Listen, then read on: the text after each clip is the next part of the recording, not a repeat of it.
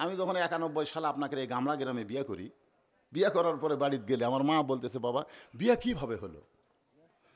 তা আমি বললাম, এরকম একজন যাই বিয়ে পড়ালো, মানে যাকে আমরা উকিল কই বা যা লিখতেছে রেজিস্ট্রি করার সময় বলে, আপনার বাপের নাম কি? তা আমার বাপের নাম আবুল হোসেন লিখে দিলেন। আমি মাকে বললাম, শুধু শুনলো তোমার বাপের নাম কি? আমি বাপের নাম বললাম, বিয়ে হয়ে গেল। তো মা বলতেছে আমার নাম। আমি বললাম আপনার নাম তো শুনিনি। মা ঘরের মধ্যে যায় কান্না শুরু করে দিল। এখন কান্দেন কেন? এই তোর বাপ তোর জন্য কি করছে? এই তোর বাপ তোর জন্য কি করছে? যা করছে আমি রে। আর তোর বাপের নাম দিয়ে বিয়ে হলো, আমার নাম নাই। আমি বললাম, মা আজ নাই একদিন হবে। খালেদা জিয়া যখন চলে গেল, শেখ হাসিনা আসার পরে চিন্তা করলো, খালি বাবা দেওয়া হবে না, মাও লাগবে।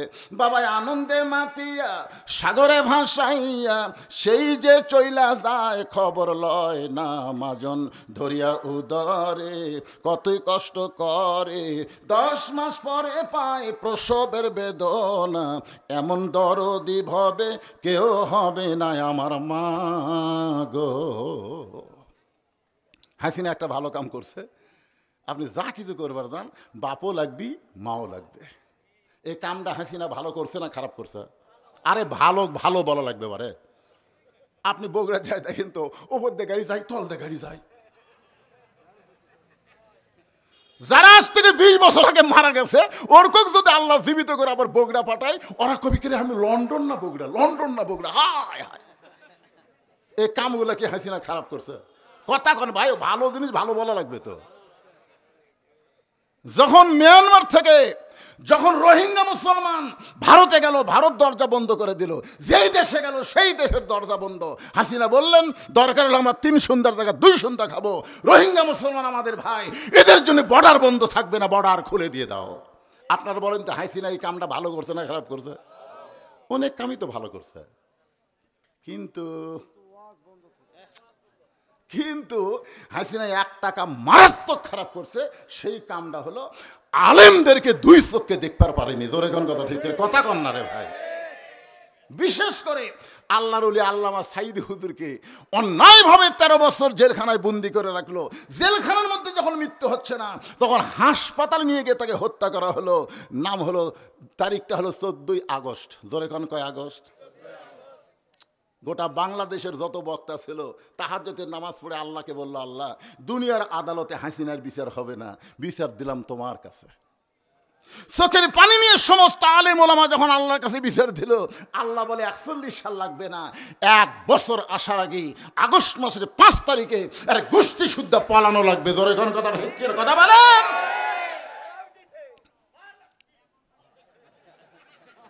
একটু মনোযোগ দেন। আবু জেহেলও ভালো ছিল, আবু লাহাবও ভালো ছিল, কিন্তু তাদের ভালো কাজটা যখন দেখা যায় না, এমন একটা মারাত্মক কাজ করেছে যে কাজের কারণে তাদের ভালো সবগুলো নষ্ট হয়ে গেছে। আমি যেইটা আপনাদের বুঝাবার চাই, ওই ছোট্ট বাচ্চা বলতেছে, আমি হলাম হোসাইন ইবনে আলী, আমি হলাম হোসাইন ইবনে। মেয়েরা বুঝতে পারছে এরাই ফাতেমার সন্তান। তখন বলতেছে, বাবু আমরা তোমার মায়ের সঙ্গে একটু দেখা করব। ছোট্ট বাচ্চাকে বলতেছে, বাবু আমরা তোমার মায়ের সঙ্গে একটু দেখা করব, তুমি একটু দেখা করার ব্যবস্থা করো। হোসেন বললেন, আপনাদের কোনো টেনশন নাই, আপনারা দরজা থাকেন, কিছুক্ষণের মধ্যেই আমি দরজা খোলার ব্যবস্থা করতেছি। এই কথা বলে হোসাইন খেলাধুলা বাদ দিয়ে বাড়ির দিকে মারছে দৌড়। হোসাইন ছোট্ট মানুষ, প্রথম যে ঘরে ঢুকেছে, ওই ঘরের মধ্যে হযরত আলী আল্লাহর কোরআন তেলাওয়াত করতেছে। ইন্নামাল মুমিনুনাল্লাযীনা ইযা যুকিরাল্লাহু ওয়াজিলাত কুলুবুহুম ওয়া ইযা তুলিয়াত আলাইহিম আয়াতুহু জাদাতুহুম ঈমানাও ওয়া আলা রাব্বিহিম ইয়াতাওয়াক্কালুন। কোরআন তেলাওয়াত করতেছে কে? জোরে বলেন, নাম কি? এমন সময় হোসাইন বাহিরে খেলাধুলা বাদ দিয়ে ঘরের মধ্যে মারছে দৌড়। আলীর ঘর অতিক্রম করেই কিন্তু ফাতেমার ঘরে যাওয়া লাগবে, কারণ মেয়েরা সব ঘরে থাকতে পারবে না, মেয়েদেরকে থাকতে হবে অন্দরমহলে। আপনারা বলেন তো, সদর মহল অন্দর মহল এই দুটোর মধ্যে তফাৎ আছে না নাই?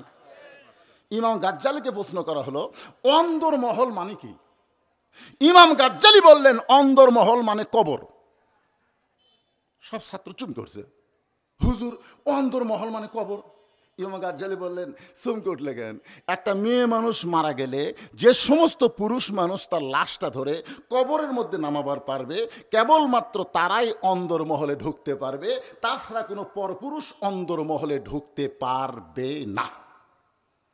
এখন আপনাদের কাছে আমার বিচার, একটা মেয়ে মানুষ মারা গেলে তার লাশ ধরে কবরে কারা কারা নামাবার পারবে? চিন্তা করে দেখেন তো, যদি চাচাতো ভাই ধরবার চাই, ধরা যাবে?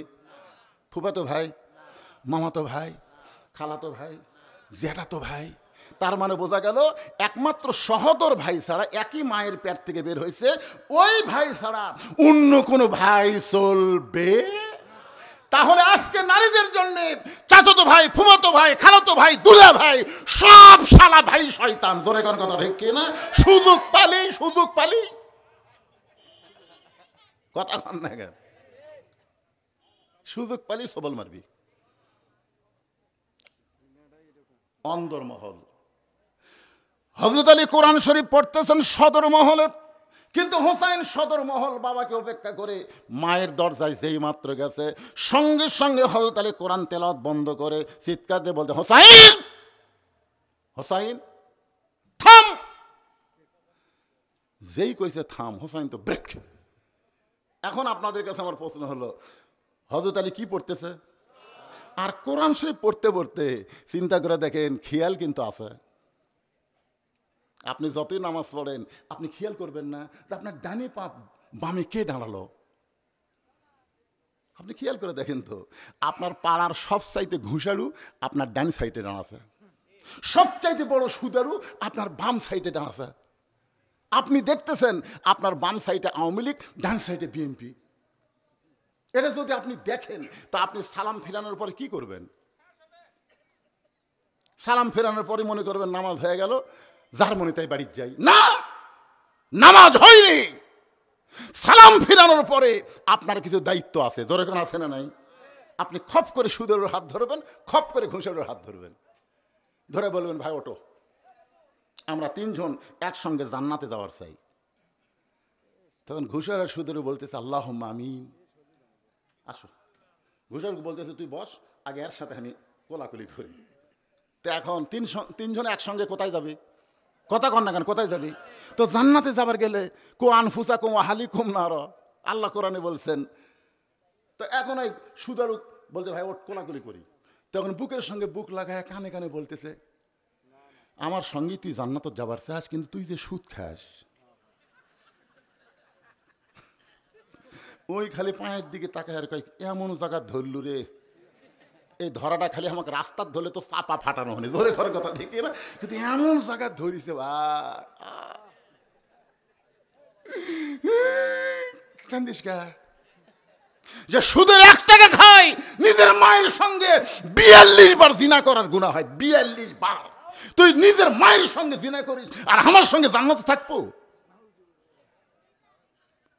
ভাই রে, এই সুদের এত পাপ আমাকে জীবনে কেউ বুঝায়নি ভাই, কেউ আমাকে বলেও না ভাই। আজ তুই এমন জায়গায় বলেছিস, আমি কান ধরে তওবা করতেছি, আর জীবনে সুদ খাবো না। আল্লাহ কয় নামাজ কবুল হবি। অত সোজা না। আপনি ফজরের নামাজ সামনে কাতারে পড়েন,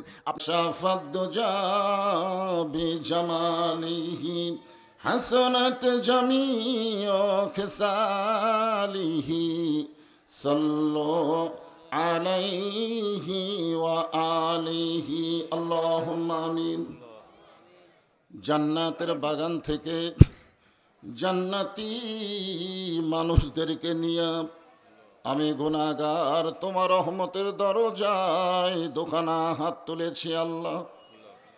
হাসরের ময়দানে জাব্বার আর কাহার নামে রূপ নিয়ে তুমি যখন বিচার শুরু করবে, তোমার সামনে দাঁড়ায়া সমস্ত নবীরা নাফসি নাফসি বলে কাঁদতে থাকবে।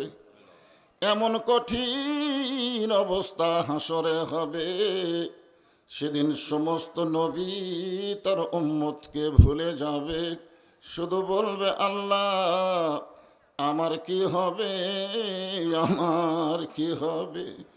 একমাত্র দরদি নবী শাফাতের কান্ডারি ইয়া রব্বি হাবলি উম্মতি বলে সেজদায় পড়ে যাবে। সেই কঠিন মুসিবতের সময় আজকের এই মাহফিলকে ওসিলা করে আমাদের সবাইকে রাসূলের উম্মতের কাতারে আল্লাহ কবুল করে নিও। সুবহান রাব্বিকা রব্বিল ইজ্জাতি আম্মা ইয়াসিফুন ওয়া সালামুন আলাল মুরসালিন আলহামদুলিল্লাহি রব্বিল আলামিন। লা ইলাহা ইল্লাল্লাহ লা ইলাহা ইল্লাল্লাহ। জবান খুলে আল্লাহর জিকির করতে কোনো শরম নাই। দয়াল বাবার জিকির করতে শরম লাগার কথা। আমাদের বাংলাদেশে বহু জিকির আছে না নাই? আমার দয়াল বাবার দরবারেতে কেউ ফিরে না খালি হাতে। এটা কি দয়াল বাবার জিকির? আল্লাহ রাসূল বলেছেন, কোনো ব্যক্তি যদি সারা জীবন পাপ করে আর মৃত্যুর সময় এই কলেমার জিকির যদি তার জবানে জারি থাকে, শুধুমাত্র জবানে কলেমার জিকির জারি থাকার কারণে আল্লাহ তার জীবনের সমস্ত গুনাহ মাফ করে দেয়। যখন দুনিয়াতে আমাদের নবীর উপরে নামাজ, রোজা, হজ, যাকাত এগুলো কিছুই আসে নাই, তখন সর্বপ্রথম এসেছে এই কলেমার জিকির। সর্বপ্রথম কোরআন শরীফ পড়ে দেখেন, কোনো জায়গায় আল্লাহ বলে নাই যে বেশি বেশি নামাজ পড়ো, এ কথা বলে নাই। নিয়ম মতো ওয়াক্ত মতো নামাজ পড়ো, ঠিক কিনা বলেন? কোনো জায়গায় আল্লাহ বলে নাই যে বেশি বেশি দান করো, দান করে ফকির হবেন, এ কথা আল্লাহ বলে নাই। কোনো জায়গায় আল্লাহ বলে না যে বেশি বেশি যাকাত দাও, বেশি বেশি রোজা করো, এ কথা বলে নাই। কিন্তু জিকিরের ব্যাপারে আল্লাহ বলেছেন, ইয়া আইয়ুহাল্লাযীনা আমানু উযকুরুল্লাহ যিকরান কাসীরা, বেশি বেশি আল্লাহর জিকির করো, জোরে কোন সুবহানাল্লাহ। সমস্ত জিকিরের ভিতরে এই কলেমার জিকিরকে আবার বলা হয়েছে উত্তম, আফজালু জিকির লা ইলাহা ইল্লাল্লাহ। এই জিকির করতে আমাদের কোনো আপত্তি? তাহলে জবান খোলে লা ইলাহা ইল্লাল্লাহ, লা ইলাহা ইল্লাল্লাহ। আপনাদের এই জায়গায় একটু পাতলা আছে, দেখেন। আপনারা যারা বসে আছেন, এই জিকির করতে করতে একটু সাইড মারা দেখেন। নামাজের নিয়ত করার পরে কোনো দিকে তাকান যায় না, যায়, কিন্তু জিকির করতে করতে দেখা যায়। তো আপনার একটু দেখেন তো, এই যে আপনার হাসতেছেন, আপনার সামনেই ফাঁকা। তো আপনি ফাঁকা রেখে আমি যদি দেখতাম যে আর কোনো লোক আসতেছে না, তাহলে বলতাম বসেন ভাই, দেখা যাক গোটা মাহফিল ভরে গেছে, আসলে ফাঁকা ফাঁকা। কিন্তু ওইভাবে যে কোনায় দাঁড়িয়ে আছে, সমানে আসতেছে, ওরা আমাদের ভাই, ওদের বসতে দেওয়ার জন্য একটু চেপে বসা দরকার আছে না নাই? জোরে বলেন। রোহিঙ্গা মুসলমানকে যদি আমরা জায়গা দিবার পারি, রোহিঙ্গা মুসলমান, এত ঘনবসতি হওয়ার পরেও রোহিঙ্গা মুসলমানকে আমরা জায়গা দেইনি, যেরকম দিচ্ছেন কি দেন নাই? তো তাহলে যারা দাঁড়িয়ে আছে এরা কি রোহিঙ্গা? ওরা আসবে বসবে কোথায়? এই জন্য আপনারা এই যে এই ফাঁকা হলো, পিছন দিক থেকে আসেন, একটু আসেন, একটু হরকতে বরকত হয়, নড়েন চড়েন। যে জায়গায় একবার বসলেন ওই জায়গা আপনার জান্নাতের সাক্ষী হয়ে গেছে। আবার জায়গা পরিবর্তন করে আরেক জায়গায় বসলেন, ওই জায়গাও আপনার জান্নাতের সাক্ষী হয়ে গেল। কারণ এইটা তুইয়া মুয়া কোনো মাহফিল না, এটা হলো জান্নাতের বাগান। ও ঢেলের জন্যে? আচ্ছা আচ্ছা আচ্ছা, দেখেন যেখানে ঢেল নাই ওখানে বসেন। হ্যাঁ, হইচই বন্ধ করে। চাঁদ সূরজার গ্রহ তারা, আল্লাহ নামের পাগল পারা। চাঁদ সূরজার গ্রহ তারা, আল্লাহ নামের পাগল পারা। আমার আল্লাহ নামের এতই দয়া, আল্লাহ নামের তুই মায়া লুকিয়ে রাখছেন হে আল্লাহ, জোরে লা ইলাহা ইল্লাল্লাহ, লা ইলাহা ইল্লাল্লাহু ইল্লাল্লাহ, ইল্লাল্লাহু ইল্লাল্লাহ, লা ইলাহা ইল্লাল্লাহ, লা ইলাহা, লা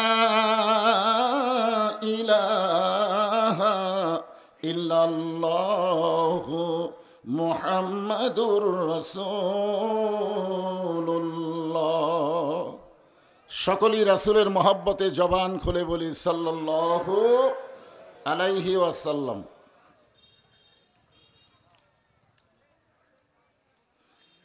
ভালুনজা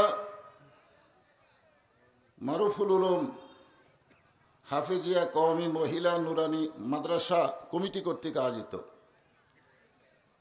আজকের এই তাফসিরুল কোরআন মাহফিলে আল্লাহ তাআলা যিনাকে সম্মানিত সভাপতির আসনে কবুল করেছেন, কবি সাহিত্যিক ডাক্তার মোহাম্মদ সাইফুল ইসলাম। আজকের এই মাহফিলের সম্মানিত সভাপতিকে অন্তরের অন্তঃস্থল থেকে আমি শুভেচ্ছা জ্ঞাপন করছি। সভাপতি সাহেবকে উপস্থিত আছেন আপনি? মাশাআল্লাহ।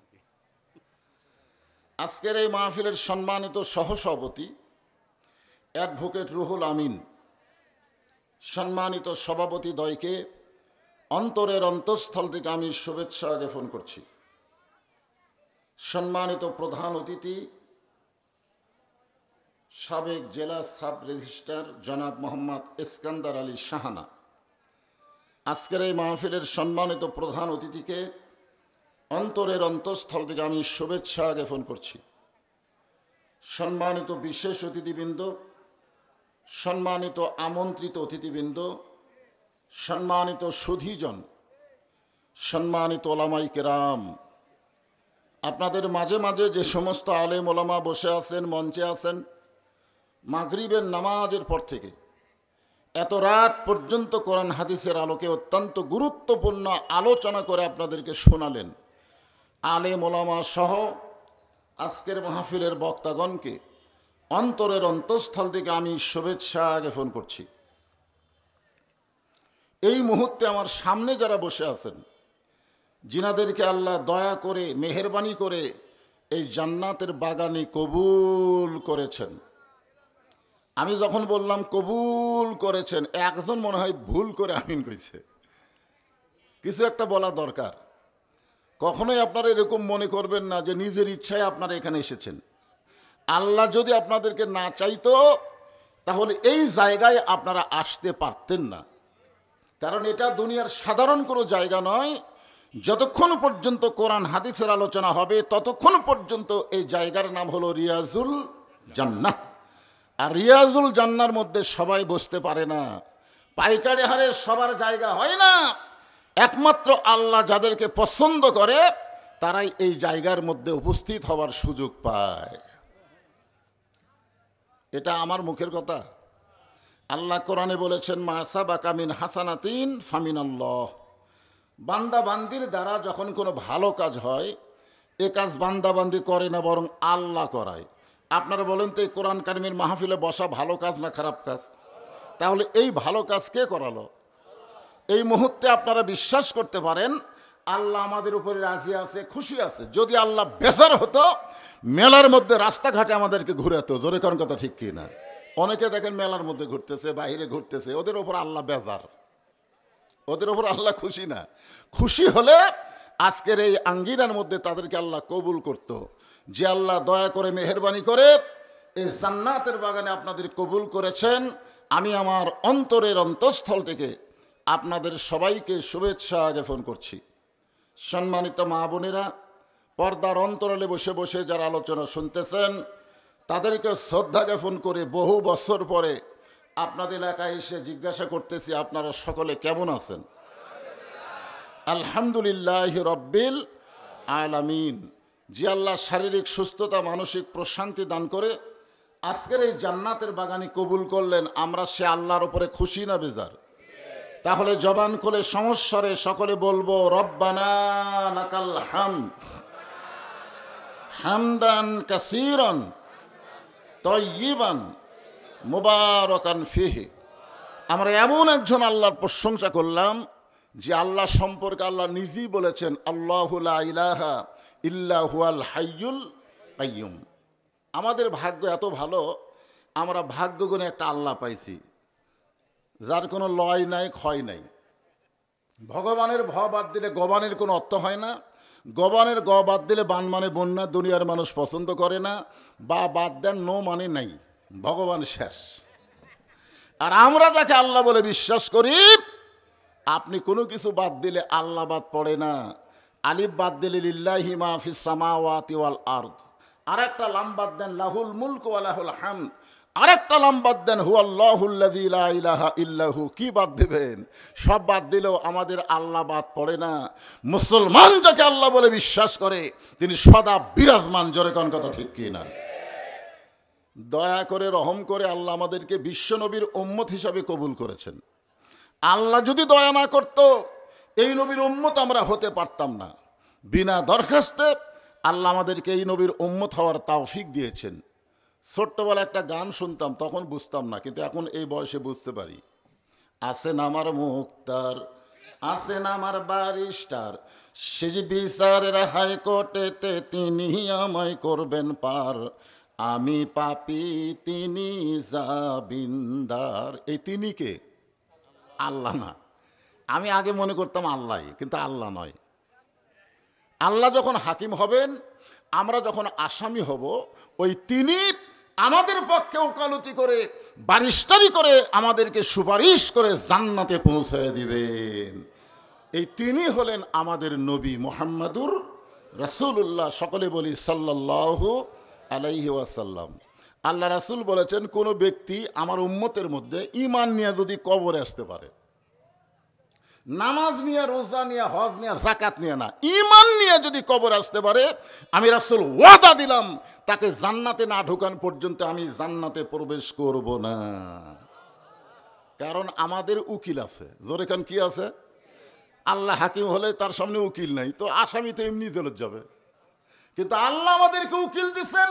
আমাদের বারিস্টার হলেন আমাদের নবী, যিনি আমাদেরকে সুপারিশ করে জান্নাতে পৌঁছে দিবেন। এমন একজন নবীর উম্মত হওয়াতে খুশি না বেজার? তাহলে জবান খুলে বলি আলহামদুলিল্লাহ। দাঁড়ালি কেন? এরকম দেখলি তো আমার সন্দেহ হয়, বুঝলেন? এই ছোট ছোট বাচ্চারা অধিকাংশ হলো সিজার করা। ধরে এখন কি করে? হ্যাঁ, সিজার করা বাচ্চারা অধৈর্য বেশি হয়, অস্থির হয়। কারণ কি জানেন? ওরা জন্মের আগেই জন্ম হয়েছে। নর্মালে ওর মায়ের 2 দিন পরেই বাচ্চা হতো, নর্মালি বাচ্চা হতো। কারণ প্রত্যেকটা বাচ্চা আল্লাহ যখন পেটের মধ্যে দেয়, তখন ওই বাচ্চা কেমনে ভূমিষ্ঠ হবে আল্লাহর নিয়ম আছে না নাই? জোরে এখন আছে না নাই? কিন্তু ওর মায়ের অধৈর্য হওয়ার কারণে ওর মাও যে অধৈর্য, না জানি কি হয়, না জানি কি হয়। ডাক্তারের সাথে লাইন করছে, এখন ডাক্তার বলতেছে পেটের মধ্যে তো পানি কমে গেছে, বেকা হয়ে আছে, টাকা কামায়ের ধান্দা। এখন কি করবে? অপারেশন করে দেখে ওর ঘুমই ভাঙেনি। কারণ 2 দিন পরে নর্মালি হতো, 2 দিন আগে পেট কাটছে, আর ঘুম ভাঙে। তখন ডাক্তাররা মিটিং করে কয় কি করা যায়? কয় পেটের মধ্য থেকে বের করে একটা ঘুরান দাও। ওই বাচ্চাকে পেটের ভিতর থেকে বের করে মাথার উপর একটা ঘুরান দেয়। এই ঘুরানে অস্থির হয়ে চি চি করে ওঠে, চিল্লাচিল্লি করে, ওই যে মাথার মধ্যে ঝাঁকি খেলো। দুনিয়াতে আসার পরেই মোবাইল ছাড়া ভাত খায় না, মোবাইল ছাড়ার কান্না থামে না। জোরে গান কথা ঠিক না? এরা মোবাইল ছাড়া কিছু বোঝেই না। এইদিকে তাকা, এইদিকে বক্তার দিকে তাকা, কোন দিকে তাকা? মেলার মধ্যে ঘুরতেছে, রাস্তায় ঘুরতেছে, এদের কামই হলো ঘোরাফেরা। তো ভুল করে এরা 3 জন যখন সামনে বসে গেছে, বাবা আর ঘোরাফেরা করিস না, বস।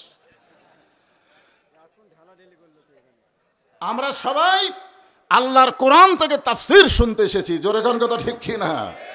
যে কোরআন থেকে আপনার তাফসীর শুনবেন, এই কোরআনের মধ্যে কোনো সন্দেহ আছে নাকি? এই কোরআনের মধ্যে কোনো গোঁজামিল, এই কোরআনের মধ্যে কোনো ধোঁকা? মাশাআল্লাহ। তাহলে আপনারা স্বীকার করলেন সন্দেহ নাই, গোঁজামিল নাই, ধোঁকা নাই। এই কোরআন দিয়েই তো আমাদের চলা লাগবে না, খালি ওয়াজ শোনা লাগবে।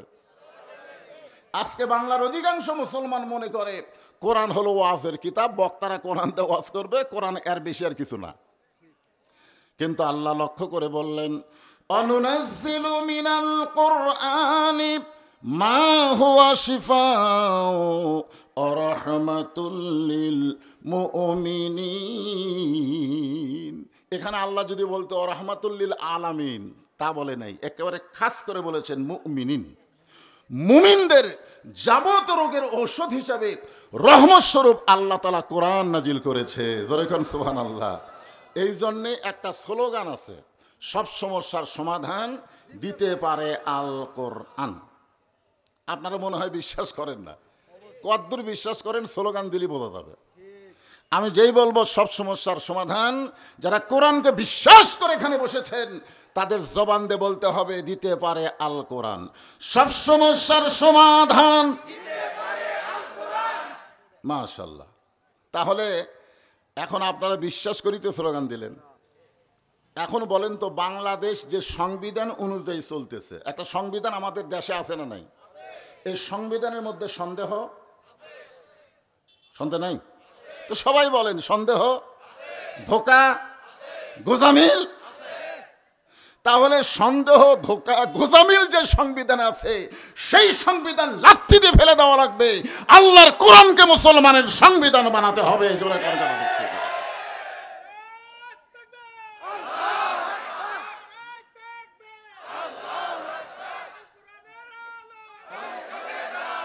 সংসদে জালো কোরআন হাদিস যেখানে, দুনিয়ার মুসলমান লিল্লাহে তাকবীর। মসজিদ কার? সবাই বলে আওয়ামী লীগ, বিএনপি, জাতীয় পার্টি, তাবলিগ, পীর মুরিদি, যে যে দল করুক, যদি বলা হয় মসজিদ কার, সকলে এক বাক্যে বলে আল্লাহর। মসজিদ আল্লাহর বিশ্বাস করার পরে সব দলের মুসলমান মসজিদের মধ্যে গেলে কেউ আলাদা কাতার করে না, সবাই কাঁধের সঙ্গে কাঁধ মিলাইয়া, পায়ের গোড়ালির সঙ্গে গোড়ালি মিলাইয়া এক কাতারবদ্ধ হয়ে যায়। জোরে কোন ঠিক কিনা? মসজিদ আল্লাহর যেমন বিশ্বাস করেন, কোরআন কার? জামাত ইসলামের। তাহলে অনেকে মুসলমান দাবি করে বলে কোরআন দিয়ে দেশ চালানো যাবে না, ইসলামে কোনো রাজনীতি নাই, কোরআনে কোনো রাজনীতি নাই, হুজুর ওয়াজ করবেন, রাজনীতি করবেন না। আরে সবচাইতে বড় হুজুর আল্লাহর নবী 10 বছর রাজনীতি করেছে। তোরে কোন কথা হচ্ছে না? মক্কা থেকে হিজরত করে মদিনায় আসার পরে নবী কি করছে? তাহলে আজকে আমাদের মতন তুইয়া মুইয়া হুজুরকে কই রাজনীতি দান করেন না? বড় হুজুর রাজনীতি করছে, আল্লাহর নবী করেছেন। আর আল উলামা ওয়ারাসাতুল আম্বিয়া, আলেমরা হলো নবীদের ওয়ারিস। এই আলেমদেরকে নিষেধ করে তুমি আল্লাহর কোরআন কোনোদিন পড়ো নাই, কোরআনকে বুঝো নাই, যার কারণে তোমার মুখ যেমন বেফাস কথা বের হয়। ধরে কোন কথা ঠিক না? আজকে আল্লাহর কোরআন, সে কোরআন থেকে আমরা তাফসির শুনবো, ঠিক আছে কিনা? খালি শুনবো। শোনার দিক দিয়ে আবু জেহেল 1 নম্বর ছিল। কোরআন শোনার দিক দিয়ে আবু জেহেল কয় নম্বর? মানে আবু জেহেলের মতন কষ্ট করে কোরআন কেউ শোনেনি। অন্ধকারে চোরের মতন চুপি চুপি সারা রাত দাঁড়িয়ে দাঁড়িয়ে নবীর কোরআন তেলাওয়াত শুনছে, সারা রাত। ও যে যারা দাঁড়িয়ে আছে এরা কোন গ্রুপ?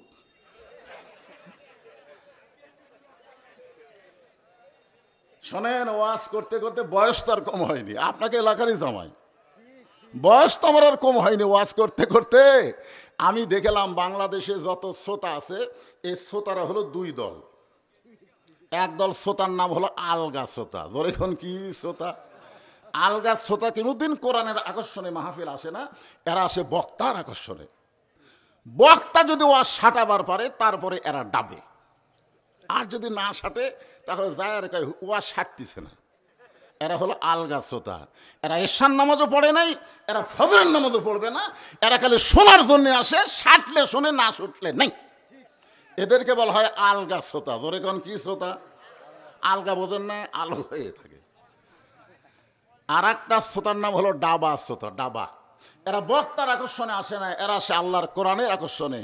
এই কোরআন থেকে যতক্ষণ তাফসির হবে এরা পাগলের মতন বসে বসে শুনবে। জোরে কোন কথা ঠিক কিনা? এরা ঈশার নামাজও পড়েছে, এরা ফজরের নামাজ আদায় করবে ইনশাআল্লাহ। এদেরকে বলা হয় ডাবা শ্রোতা। আপনারা কি আলগা না ডাবা? আরো জোরে জোরসে বলুন। কারা কারা আলগা শ্রোতা হাত তোলেন। একজনও নাই। ভুল করে ওই সাইড থেকে একজন তুলছিল, ওটা বুঝেনি। আলহামদুলিল্লাহ। তাই যারা ডাবা শ্রোতা আপনার বসে যান, আবু জেহেলের সুন্নত আদায় করেন না। আবু জেহেল চোরের মতন চুপি চুপি সারা রাত কোরআন তেলাওয়াত শুনছে। সকালবেলা এসে মিটিংয়ের মধ্যেই কোরআন সম্পর্কে বিবৃতি দিচ্ছে। কোরআন সম্পর্কে আবু জেহেল বলতেছে, এত সুন্দর কোরআনের বাণী, রাতটা কোন দিক দিয়ে গেল আমি বুঝবারই পারিনি। সুবহানাল্লাহ। এত সুন্দর ওয়াজ বলে, রাত যে কখন 12টা বাজলো বোঝাই যায়নি রে। আপনাদের মধ্যে এরকম শ্রোতা আছে না নাই? আসার সময় আমার আগে এক শ্রোতা বলতেছে, হুজুর জানে একটার আগে নাম্বার না পারা। চিন্তা করছেন? আমি তোর পিছনে আছি, খেয়াল করিনি, পরে অবশ্য খেয়াল করছে। কি একটা কি আর দুটো কি? সারা রাত তো শুনলেও লাভ হবে না। আবু জেহেল বলতেছে এত সুন্দর কোরআনের বাণী, রাতটা কোন দিক দিয়ে গেল আমি বুঝবারই পারিনি। আবু সুফিয়ান বলেন, তা যেই কোরআন শুনতে রাত কোন দিক দাদায় বোঝা যায় না, সেই কোরআন ধরলে অসুবিধা কি? আবু জেহেল বলতেছে, কোরআন যদি ধরি তোর আমার ভুয়া নেতৃত্ব চলবে না, আসল নেতা হয়ে যাবে আব্দুল্লাহ ইতিম পোলা। আজও বাংলাদেশে যারা আবু জেহেলের দল করে তারা কোরআন শরীফ শুনবে, কিন্তু বাস্তবে আল্লাহর কোরআন গ্রহণ করবে না। এই জন্যে আল্লাহ বলেছেন সামিনা ওয়া তাআনা, শুধু শুনলে হবে না, এইটাকে গ্রহণ করা লাগবে। কোরআন শরীফের সবচাইতে ছোট্ট একটা সূরা, নাম হলো আসর। জোরে বলেন, নাম কি? আসর শব্দের অর্থ হলো সময়। আল্লাহ সময়ের শপথ করেছেন। সময় অত্যন্ত গুরুত্বপূর্ণ একটা বিষয়। আমার একটা সময়, এই ছেলের এক সময়, এদের একটা সময়। আমরা কিন্তু সব সময় বুড়া কালের গুরুত্ব দিই। বুড়া কাল, জোরে কোন কি কাল? সারা জীবন ঘুষের চাকরি করছে, সারা জীবন। যখন চাকরি রিটায়ার হয়ে গেছে তখন ওই কানতেছে আর বলতেছে, আল্লাহ আমি আর জীবনে ঘুষ খাবো না, আল্লাহ আমি আর ঘুষ খাবো। আর দুই কান্দের ফেরেশতা বলতেছে, আল্লাহ আর কি লেখমো? এই যে সমানে কানতেছে আর বলতেছে ঘুষ খাবো না, আর লেখমো কি? যখন চাকরি আসছিল তখন এই কান্দেনি, যে চাকরি গেছে আর কান্দিছে। আপনার বলেন তো, ঘুষের চাকরি চলে গেলে ওই ঘুষ খাবার চালে আর পারবি? তাহলে ওই সময় কান্দার কারণ কি? যখন হলো চামড়া ঢিল, আল্লাহর সাথে দিল মিল, কারণ সময় নাই রে, আমার সময় নাই রে। সারা জীবন গাদ্দারি করেছে আর বুড়া বয়সে মসজিদে সিয়ারি লেগেছে। জোরে কোন আছে না না? এরকম আছে না? সারা জীবন নামাজ পড়েনি, বুড়া বয়সে সিয়ারি লেগে যারা 27 গুণ সওয়াব পাবি তাদের সওয়াব নষ্ট করে দিচ্ছে। কারণ কাতারের মধ্যে একটা সিয়ার যদি থাকে, ওই কাতারে আপনারা নামাজের সওয়াব পেতে পারেন, তো জামাতের সওয়াব পাবেন না। আগে সিয়ার সরান লাগবে, তারপরে জামাতের সওয়াব হবে। জামাতের নিয়ম হলো পায়ের গোড়ালির সঙ্গে গোড়ালি মিল করে কাতারবদ্ধ হওয়া লাগবে, মাঝখানে কোনো চেয়ার চলবে না। জোরে কোন কথা ঠিক কিনা? কোনো চেয়ার চলবে না। আপনার বলেন তো, সিয়ার পাঠিরা এরা যৌবন বয়সে নামাজ পড়ছে? যে ভুটভুটি চালু করে না, 1 বছর পর চালু করবার গেছে, ওর বল বিয়ারিং সব জাম মারছে, তো ভক ভক ভক ভক করে, কিন্তু চালু হয় না। ভক ভক ভক করে চালু হয় না, কারণ কি? ওই হঠাৎ চালু করবার গেছে, বল বিয়ারিং সব জাম। সারা জীবন শালা শয়তানি করছে, আর বুড়া বয়সে নামাজ পড়বার গেছে, ওরা হাঁটু হাঁটু সব বল বিয়ারিং জাম মারছে। ধরে কোন কথা ঠিক না? ওই আর বসবার পারে না। এখন বলেন, আসর শব্দের অর্থ কি? সময়। মিশে মায়াই বন্দি থাইকা করলাম কত খেলা, পশ্চিমে তাকায় দেখো তোমার ডুইবে গেছে বেলা, এক পলকের নাই ভরসা, মিশে সকল আশা, কখন বুঝি দারুণ ঝড়ে ভাঙবে তোমার বাসা। আমাদের জীবনের জন্য সময় অত্যন্ত গুরুত্বপূর্ণ একটা বিষয়।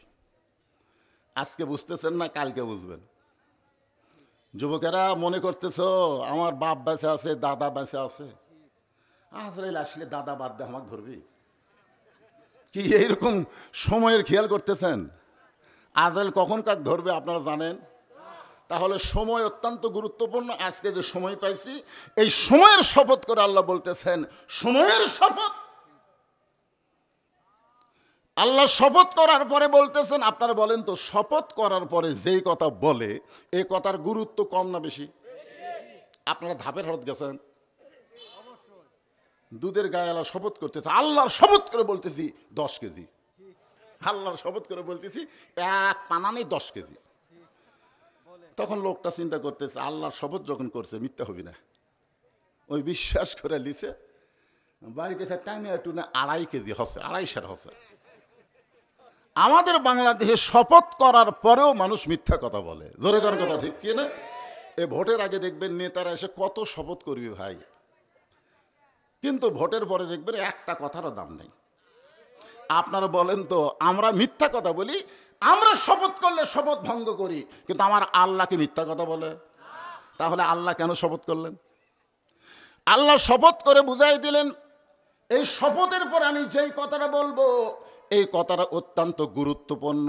এই জন্যে আল্লাহ বললেন, ইন্নাল ইনসানা লাফি খুসর।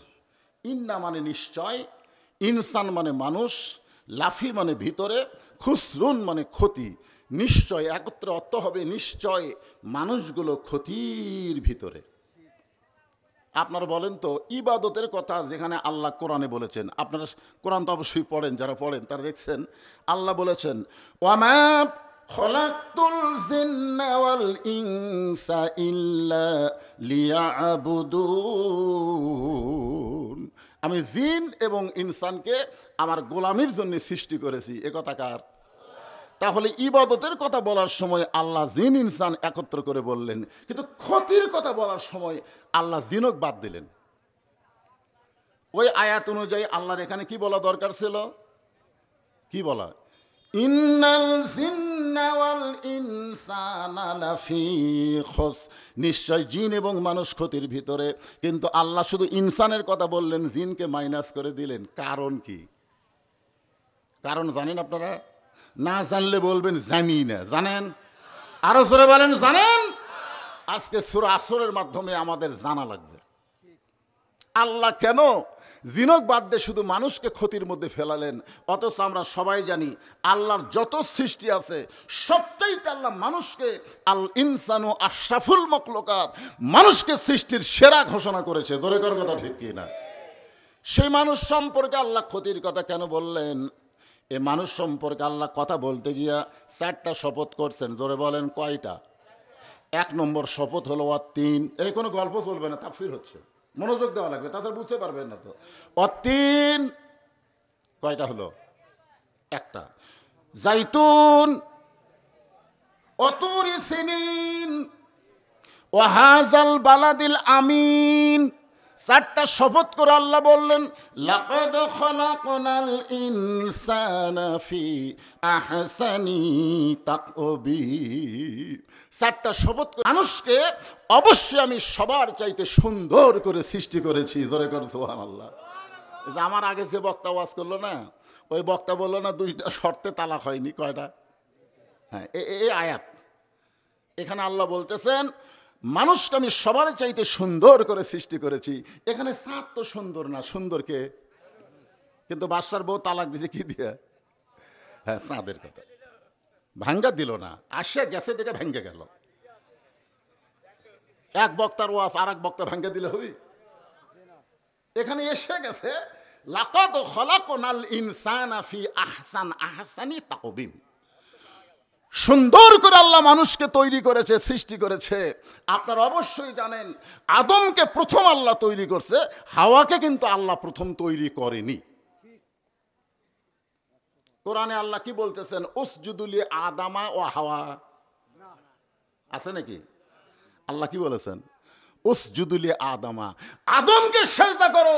এখানে হাওয়ার কোনো গল্প নাই। সে হাওয়ার জাতেরা প্রধানমন্ত্রী হয় আর আদমের জাতেরা খালি নিচে থাকে। জোরে কোন কথা ঠিক কি না? হায় হায়, এই খালেদার পর থেকে হাসিনা মনে হচ্ছিল আদমের জাতকে আমরা উপরে দেখবার পামই না। কি একটা কথা, আল্লাহ কোরআনে বলেছে আর রিজালু কাওয়ামুনা আলান নিসা, মরদ থাকবে উপরে, নারী থাকবে তলে। আর ৯২% মুসলমানের দেশে মেয়ে মানুষ থাকে উপরে, মরদ থাকে তলে। কি বুঝতেছেন? এখানে আল্লাহ কি বলেছেন? উসজুদলি আদম ওয়া হাওয়া, যে আদম হাওয়াকে সেজদা করো, এ কথা আল্লাহ বলেছেন? আল্লাহ শুধু বলেছেন উসজুদলি আদামা, আদমকে সেজদা করো। এখান থেকে আল্লাহ বুঝাই দিলেন মেয়েদের চাইতে পুরুষের দাম আল্লাহর কাছে বেশি। জোরে কোন কথা ঠিক কি না? সব ফেরেশতা সেজদা করলেই একজন খালি করেনি, ওই তার ফেরেশতা না, ওই কিন্তু জিনের সন্তান। আচ্ছা, আদমকে সেজদা না করাতে আল্লাহ কি খুশি হলো না বেজার হলো? আল্লাহ বললেন ইবলিস, সবাই আমার আদমকে সেজদা করলো, তুই কেন করলি না? ইল্লা ইবলিস আবা ওয়াস্তাকবার, ইল্লা ইবলিস আবা ওয়াস্তাকবার।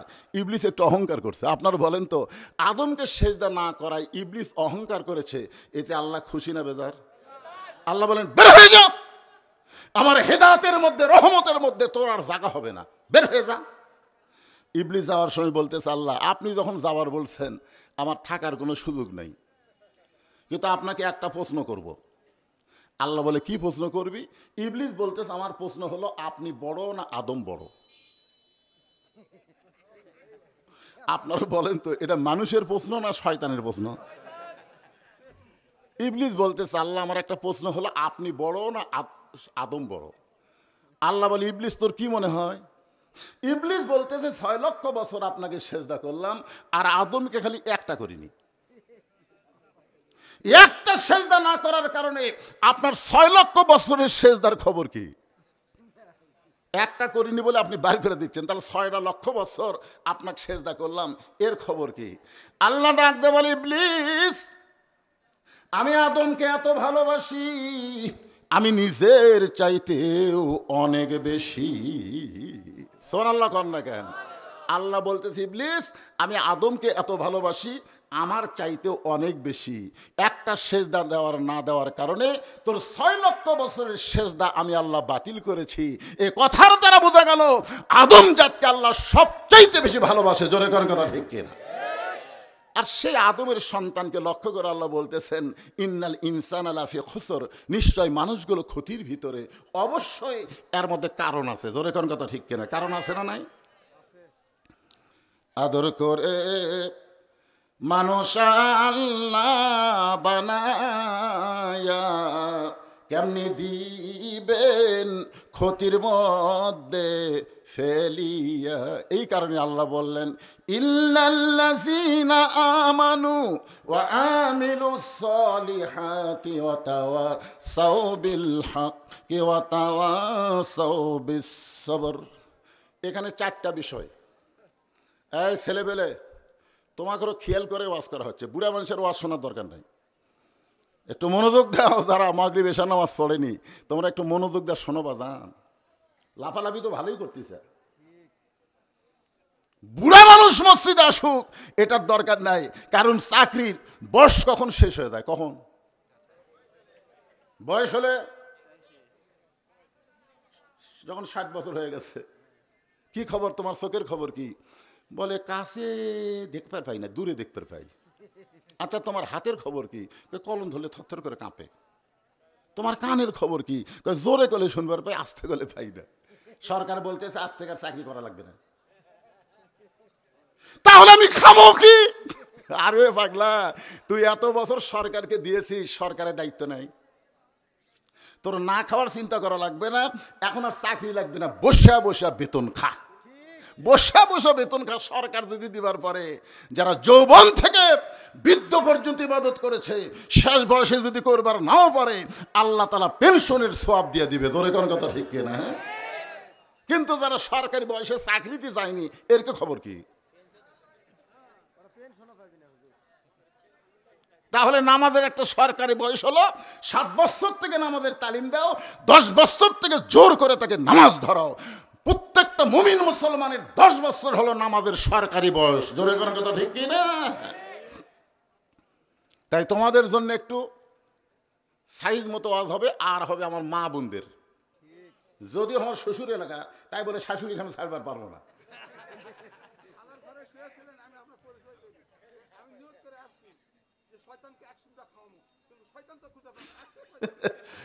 আলহামদুলিল্লাহ।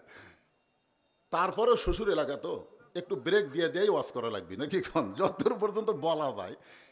ও তো ইলা সাবিলি রব্বিকা বিল হিকমা, আল্লাহ কোরআনে বলেছে হিকমত নিয়ে কৌশল করে দাওয়াত দাও, মানে ডাইরেক্ট দিও না। শ্বশুর এলাকা তো ডাইরেক্ট দিলে একটু সমস্যা আছে, একটু হিকমতের সাথে দেওয়া লাগবে, ঠিক কিনা বলেন? আমার কথাকে আপনারা বুঝতে পারতেছেন? হ্যাঁ, এই জন্য সবাই বসেন, এখানে 4টা বিষয় আলোচনা হবে। 1 নম্বর হলো ঈমান। ঈমান যদি না থাকে আপনি যত আমল করেন, কোনো আমলও আল্লাহর দরবারে কবুল হবে না। এই জন্য 4টা বিষয়ের 1 নম্বরের নাম কি? আরো জোরে। নামাজ ভঙ্গের কারণ আছে, রোজা ভঙ্গের কারণ আছে, যাকাত ভঙ্গের কারণ আছে, ওযু ভঙ্গের কারণ আছে, কিন্তু ঈমান ভঙ্গের কারণ আছে না নাই? অনেক মুসলমান ঈমান ভঙ্গের কারণ জানে না। আজকে আমাদের বাংলাদেশে শতকরা 92% মুসলমান, তার মধ্যে 80% মুসলমানের ঈমান নাই। এখন হয়তো বলবেন হুজুর আপনি এটা কেমনে বললেন, কিভাবে বললেন? আপনারা তাফসীর শুনলেই বুঝবার পারবেন যে আসলে আমাদের কি হলো। আমল আছে কিন্তু ঈমান নাই। যেরকম কি আছে?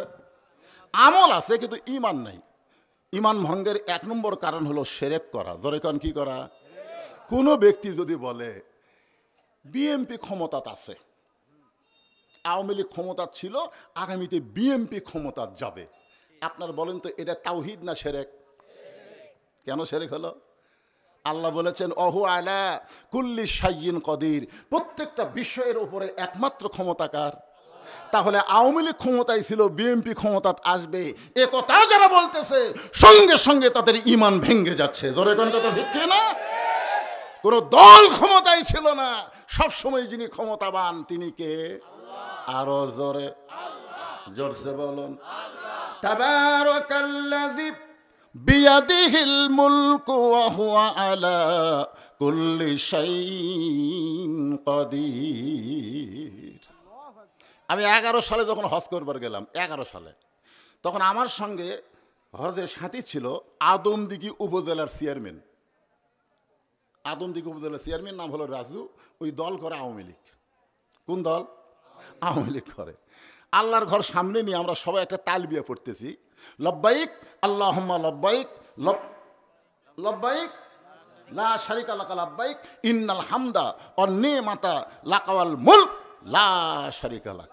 যে লাকা ওয়াল মুলক লা শারিকা লাক কইছে, আমি খপ করে হাত ধরে বললাম চেয়ারম্যান সাহেব, এই লাকা ওয়াল মুলক লা শারিকা লাকের অর্থ কি? তখন বলতে তো হুজুর সবাই কয় হামও কই, এর অর্থ তো জানি না। আমি বললাম আর বাংলা অর্থ হলো রাজনীতির ভিতরে, রাজত্বের ভিতরে একমাত্র আল্লাহ ছাড়া অন্য কাউকে স্বীকার করি না। আপনি আল্লাহর কাবাঘর সামনে নিয়ে এইটা বললেন, রাজনীতির ভিতরে, রাজত্বের ভিতরে একমাত্র আল্লাহ ছাড়া অন্য কাউকে স্বীকার করি না, তাহলে হজ করার পরে আপনি দল করবেন কার? তখন বলতে যে হুজুর কি করা লাগবে? আমি কইলাম আওয়ামী লীগ, বিএনপি, জাতীয় পার্টি, যত মানুষের দল আছে সব দল বাদ দিয়ে আল্লাহর দল যদি করে পারেন তাহলে আপনার ঈমান ঠিক থাকবে, নচেত আপনি বেঈমান হয়ে যাবেন। ধরে কোন কথা ঠিক কি বুঝতেছেন? আল্লাহ তাআলা 4টা বিষয় এখানে আলোচনা করছে সূরা আসরের মধ্যে। 1 নম্বরের নাম কি?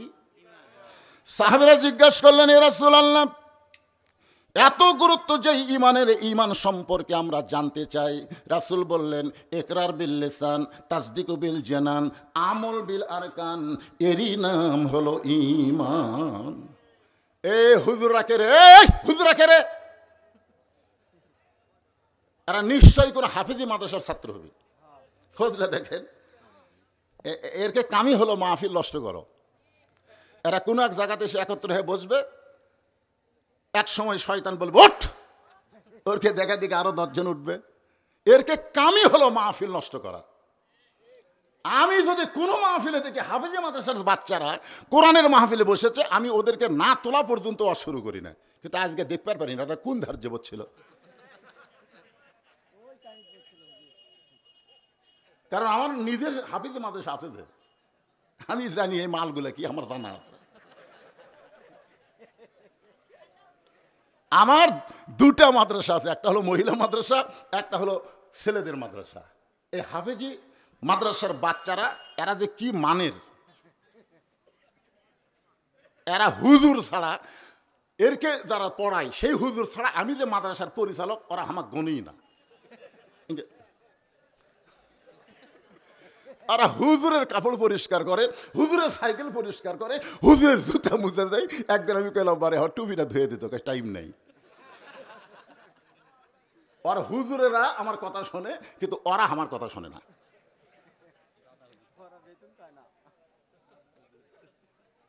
আর দেখেন তো হাফেজ মাদ্রাসার বাচ্চারা কোনো জায়গাতে আছে? এই চারটা বিষয় আজকে কোরআন থেকে খোলা খুলি আমাদের শোনা লাগবে। জোরে কোন কথা ঠিক কি না? এখন আর সেই দিন নাই, এখন আর আগের দিন নাই। আগের দিন বাঘে খাসে। এই শিবগঞ্জের মধ্যে আমার ওয়াজ বন্ধ করে দিয়েছিল। জোরে কোন কথা ঠিক কি না? এখন আর সেই দিন আছে?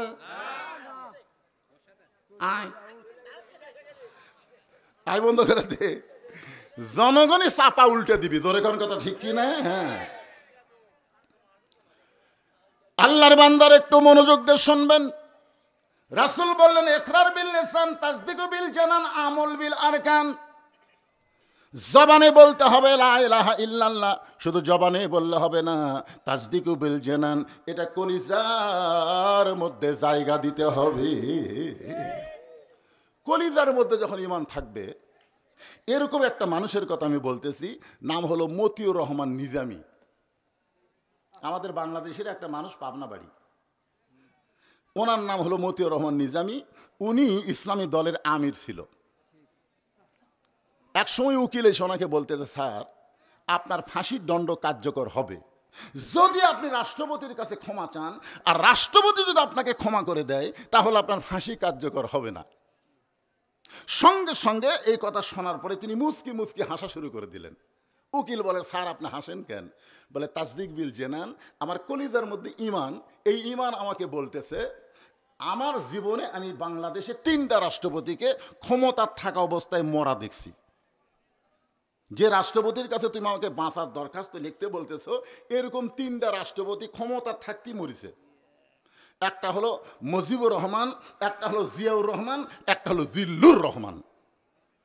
তো যারা ক্ষমতার থাকতে মরে যায়, কোন ইমানদার তাদের কাছে জীবন ভিক্ষা চাবে না। জোরে কোন কথা ঠিক কি না? যারা মরে তাদের কাছে ইমানদাররা হাত পাতায় না। যিনি কোনোদিনও মরবে না, ইমানদাররা তার কাছে হাত পাতায়। তিনি কে? কুল্লু মান আলাইহা ফানিউ ওয়া ইয়াবকা ওয়াজহু রাব্বিকা যুল জালালি ওয়াল ইকরাম। আল্লাহু আকবার।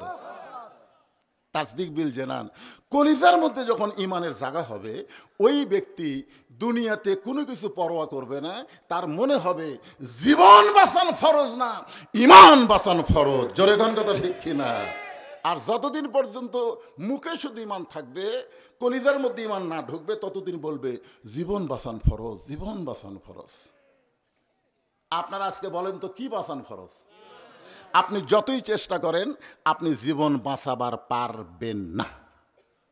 আপনি যত চেষ্টা করেন আপনি কিন্তু আপনার জীবন বাঁচাবার পারবেন না। তবে একটু চেষ্টা করলে, আজকের ওয়াজ শোনার পরে আপনি একটু চেষ্টা করলে আপনি আপনার ঈমান বাঁচাতে পারবেন। তাহলে আমাদের ঈমান বাঁচানোর দরকার আছে না নাই? আল্লাহ রাসূল বললেন আমল বিল আরকান, ঈমান অনুযায়ী আমল করতে হবে। ঈমানকে রক্ষা করার যত আমল আল্লাহ মুসলমানকে দিয়েছে, এর মধ্যে 1 নম্বর আমলের নাম হলো নামাজ, যাকে কোরআনে বলা হয় সালাত। আমরা সাধারণত নামাজ করি, সালাত বুঝি। কি কোন? আমি আহলে হাদিসের মধ্যে ওয়াজ করবার গেছি, যে নামাজ করছি, একজন লাদ্দুল হুজুর আপনি যে নামাজ করতেছেন, গোটা কোরআনের কোন জায়গায় নামাজ আছে? আমি বললাম না ভাই নাই। তো তার নামাজ কোন কেন? সালাত কর পারেন না? আমি কইলাম বারে, বাংলাদেশে নামাজ দিয়েই মানুষ সালাত বোঝে, রোজা দিয়েই মানুষ সিয়াম বোঝে। বেহেশত দোজক কোরআনের কোনো জায়গাত নেই। বেহেশত দিয়ে আমরা জান্নাত বুঝি, আর দোজক দিয়ে আমরা জাহান্নাম বুঝি। জোরে কোন কথা ঠিক কিনা? একটু বুঝাবার গেলে নামাজই বলা লাগবে, কারণ বাংলাদেশের অধিকাংশ মানুষ সালাত কয় না, নামাজ কয়। আপনারা কি কন? জোরে কন, কি কন? নামাজ। আল্লাহ রাসূল বলেছেন এই নামাজ সম্পর্কে 5টা হাদিস শোনেন। 1 নম্বর হাদিস হলো লা সলাতা লা ইমানা, যার নামাজ নাই তার ঈমান নাই। এখনো তারা মাগরিব এশার নামাজ না পড়ে ওয়াজ শুনতেছেন। আল্লাহ না করুক ফজরের আগে যদি আপনারা মারা যান, আপনাকে জানাজার নামাজ যারা পড়বে তাদের আমল নামায় আল্লাহ 1 হোক বা পাপ দিবে। এই জানাজার নামাজ কে পড়া লাগবে? কার জন্য জানাজা? কার জন্য জানাজা? খুব খেয়াল করে শুনবেন। ইমাম মালিককে প্রশ্ন করা হলো, হুজুর যে লোকটা ইচ্ছাকৃতভাবে আল্লাহর নামাজ বাদ দিয়ে বেনামাজি হয়ে দুনিয়া থেকে চলে গেল, তার জন্য আমরা কি করব? ইমাম মালিক বললেন, রাস্তার যদি কোনো কুত্তা মরে তোমরা কি করো? তো বলতেছে রাস্তার কুত্তা বলে একসময় কুত্তা পচে দুর্গন্ধ হবে, এই জন্য মানুষ চলাফলের কষ্ট হবে, এই কারণে কুত্তাকে টাইনা নিয়ে যে আমরা পুঁতে থুই। ইমাম মালিক বললেন, কুত্তাকে গোসল করে দাও? কয় না। কুত্তাকে কাফনের কাপড় পরাও? কয় না। কুত্তারে কি খাটনি তোলো? কয় না। তাহলে একটা কুত্তাও যা, একটা বেনামাজিও তাই। এই কথা যেই কইছে বুঝলেন 4-5টা কুত্তা দৌড়াচ্ছে। ইমাম মালিকের চারিদিকে ঘাউ ঘাউ ঘাউ ঘাউ করতেছে। ইমাম মালিক কয়, কে রে, আমার ভুল কোন জায়গা হলো? এমন সময় আল্লাহর কোরআন বললেন, সুম্মা রাদাদনাহু আসফালা সাফিলিন। ইমাম মালিক, বেনামাজি বান্দা যারা কুত্তার চাইতো খারাপ, তারা কুকুরের সঙ্গে তাদের তুলনা করা যাবে না, এরা কুকুরের চাইতো খারাপ। এখন চিন্তা করেন, 1 নম্বর হাদিস কইলাম। 2 নম্বর হাদিস হলো লা সলাতা লা দিনা, যার নামাজ নাই তার কোনো ধর্মই নেই। আপনি বলেন তো বেনামাজি এরা কোন ধর্মের লোক? হিন্দুদের তো মন্দির আছে, আছে না নাই? এরা মাসে না পারুক বছরে তো যায়, 12 মাসে 13 পূজা। খ্রিস্টানদের আছে গির্জা, ইহুদিদের আছে প্যাগোডা, কিন্তু মুসলমানের মসজিদ, এই বেনামাজিরা মসজিদেও যায় না। তাহলে এরা কোন ধর্ম? এই জন্য রাসূল বলেছেন লা সলাতা লা দিনা, যার নামাজ নাই তার কোনো ধর্মই নাই। কয়টা গেল? 3 নম্বর হাদিস হলো মান তারাকা সালাত মুতাম্মিদান ফাকাদ কাফারা। ইচ্ছা করে যারা 1 ওয়াক্ত নামাজ বাদ দিল তারা আল্লাহর সঙ্গে কুফরি করলো। 4 নম্বর হাদিস হলো বাইনাল আবদি ওয়াল কুফরি তরকুস সালাত। বান্দা কাফেরের মধ্যে পৃথক করার জিনিসটারই নাম হলো নামাজ। সুবহানাল্লাহ। এখন বলেন তো সূরা আসরের 2 নম্বর বিষয় কি? ও আমিলুস সলিহা, নেক আমল করা। আর নেক আমলের 1 নম্বর ইবাদতের নাম কি? সবাই বলেন না কে ভাই? নামাজ না পড়লেও এই সহি কথাটা কোরআন শরীফে আল্লাহ নামাজের কথা কতবার কইছে, হুঁশ করছেন আপনি? আমার একই ওয়াজ খালি 2 জায়গাত করলি কয় হুজুর কি কয় রে, এ ওয়াজ ওখানে করলো, এ ওয়াজ আবার এটি করলো, একই ওয়াজ। আর আল্লাহ যে একই নামাজের কথা 82 বার করলো, আপনারা কি করবেন? আল্লাহ এত নামাজের কথা কোন? একই নামাজের ওয়াজ কতবার করবেন? কি তাই মনে করতেছেন? বুঝতে হবে ভাইজান, ঈমানকে রক্ষা করবার গেলে 1 নম্বর নেক আমল হলো নামাজ। পুরুষের জন্য 1 নম্বর নেক আমল হলো নামাজ, আর নারীদের জন্য 1 নম্বর নেক আমল নামাজ না। 1 নম্বর নেক আমলের নাম হলো পর্দা। একটু জবান খুলে বলেন, পুরুষের জন্য 1 নম্বর নেক আমলের নাম কি? আর নারীদের জন্য 1 নম্বর নেক আমলের নাম কি? আমার মা বোনদের জন্য বলবো, মা, পর্দা যদি না থাকে আপনি যতই নেক আমল করেন একটা আমলও আল্লাহর দরবারে কবুল হবে না। প্রত্যেকটা আমল যদি আল্লাহকে কবুল করাতে চান 1 নম্বর আমলের নাম হলো পর্দা। এখন হয়তো অনেকে ছেলে পেলে বলতে, হুজুর আমরা না হয় 5 ওয়াক্ত পড়ি না, আমরা কি জুম্মা পড়ি না? তাহলে যারা জুম্মা পড়তেছে এরাও কি বেনামাজি? আমি কোরআনের একটা আয়াত দেখলাম, আপনারা দেখছেন, লা তাকনাতু মির রাহমাতিল্লাহ ইন্নাল্লাহা ইয়াগফিরুয যুনুবা জামিয়া ইন্নাহু হুয়াল গাফুরুর রহিম। এই আয়াতের শানে আল্লাহ হয়তো হাসরের ময়দানে বলবেন যে যারা 5 ওয়াক্ত নামাজ পড়নি, শুধু জুম্মা পড়ছো, আমি আল্লাহ তাদেরকে জান্নাত দিয়ে দিলাম, যাও। আচ্ছা, যদি আল্লাহ এরকম ঘোষণা করে তাহলে 5 ওয়াক্ত নামাজের অবস্থা কি হবে? এরা খালি জুম্মা পড়ছে, যারা শুধু 5 ওয়াক্ত পড়ে না, জুম্মা পড়ে। আপনার বলেন তো এদের মুসল্লির সাইজ কিরকম? মুসল্লির একটা সাইজ নাই? ফাওয়াইলুল্লিল মুসল্লিন, সবার শেষে আসা আগে যায়, শেষে আসা আগে যায়। এরাই তো খালি জুম্মা মারে। আর এদেরকে আল্লাহ সুযোগ দিল, আমার রহমত নামের ওসিলাই আমি আল্লাহ জুম্মা পার্টিকে জান্নাত দিয়ে দিলাম, যাও। তখন এই জুম্মা আল্লাহরা খুশি হবি ভাই, হায় হায়, কষ্ট করে ফজর জোহর আসর মাগরিব পড়া লাগলো না রে। দেখ, আল্লাহ খালি জুম্মা মারার জন্য জান্নাত দিল। এরা খুশি হয়ে জান্নাত দিয়ে মারবে দৌড়। জান্নাতের কাছে গিয়ে দেখে জান্নাতের দরজাতে একটা তালা। জুম্মা পার্টি বলবে, আল্লাহ জান্নাত আপনি দিলেন, কিন্তু জান্নাতের দরজার যে তালা, আল্লাহকে খুঁজে দেখ চাবি আছে। ওরা খুঁজে দেখবে একটা চাবি আছে, ওই চাবি তালার মধ্যে ঢুকবে কিন্তু ঘুরবি না, মানে ঢোকে ঠিকই কিন্তু ঘরে না, না ঘুরলে খুলবি। তো বলে আল্লাহ চাবি তো তালার মধ্যে ঢুকলো কিন্তু ঘোরে না তো। আল্লাহ বলে তালার মধ্যে 5টা দাগ আছে, তোর চাবির মধ্যেও 5টা দাগ থাকা লাগবে, দাগে দাগে মিল হবি, কুট্টুস করে খুলে দিবি। তখন কে আল্লাহ আমাকে চাবি তো তেল তেলা, দাগ নাই। এই 5টা কিসের দাগ? বলে এইটা হলো ফজর জোহর আসর মাগরিব এশা। বলে আমাদের চাবি তেল তেলা, কোনো দাগ নাই। আল্লাহ বলে জান্নাত দেখে ফেরত আয়। যারা শুধু জুম্মা মারতেছে এরা জান্নাত দেখতে পারবি কিন্তু ঢুকতে পারবি না, দেখে ফেরত আসা লাগবে।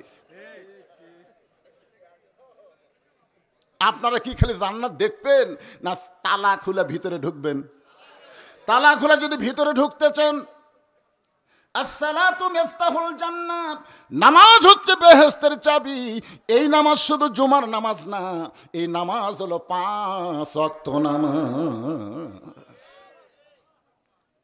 তাহলে পুরুষের জন্য 1 নম্বর নেক আমলের নাম কি? আর নারীদের জন্য 1 নম্বর নেক আমলের নাম হলো পর্দা।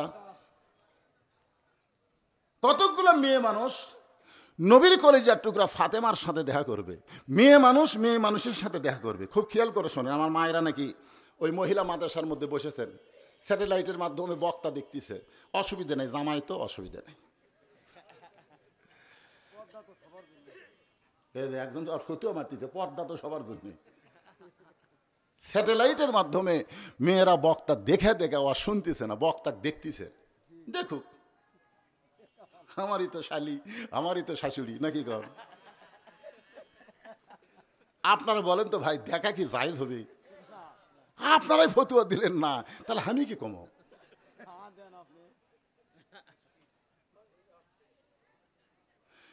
একটু মনোযোগ দিয়ে শুনবেন। মেয়েরা মেয়ের সঙ্গে দেখা করবে, যে মেয়েটার সঙ্গে দেখা করবে এই মেয়েটার ডিগ্রি হলো সাইয়্যিদাতুন নিসাই আহলিল জান্নাহ ফাতেমাতুজ জোহরা।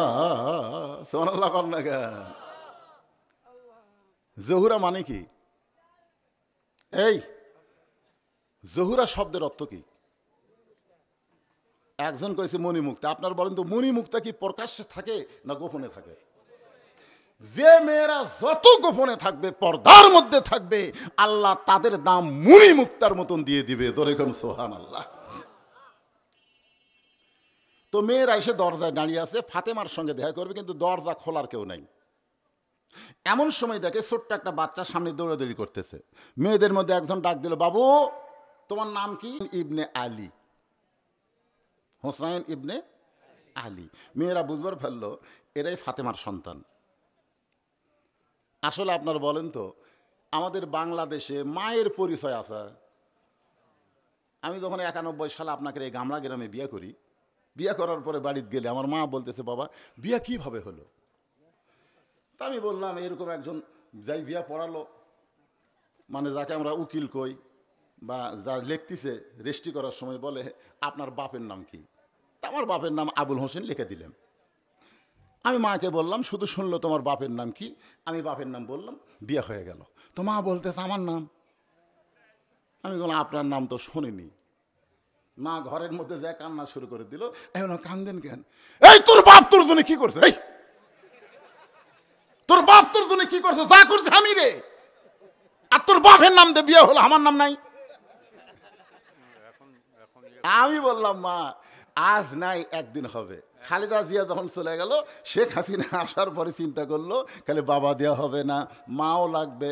বাবাই আনন্দে মাতিয়া সাগরে ভাসাইয়া সেই যে চইলা যায়, খবর লয় না মাজন ধরিয়া উদরে, কতই কষ্ট করে 10 মাস পরে পায় প্রসবের বেদনা, এমন দরদি ভবে কেউ হবে না আমার মা গো। হাসিনা একটা ভালো কাম করছে, আপনি যা কিছু করবার যান বাপও লাগবি মাও লাগবে। এই কামটা হাসিনা ভালো করছে না খারাপ করছে? আরে ভালো ভালো বলা লাগবে। বারে আপনি বগুড়া যায় দেখেন তো, ওপর দিয়ে গাড়ি যায়, তল দিয়ে গাড়ি যায়। যারা আজ থেকে 20 বছর আগে মারা গেছে, ওরকম যদি আল্লাহ জীবিত করে আবার বগুড়া পাঠায়, ওরা কবি করে আমি লন্ডন না বগুড়া, লন্ডন না বগুড়া। হায় হায়, এই কামগুলো কি হাসিনা খারাপ করছে? কথা কোন ভাই, ভালো জিনিস ভালো বলা লাগবে তো।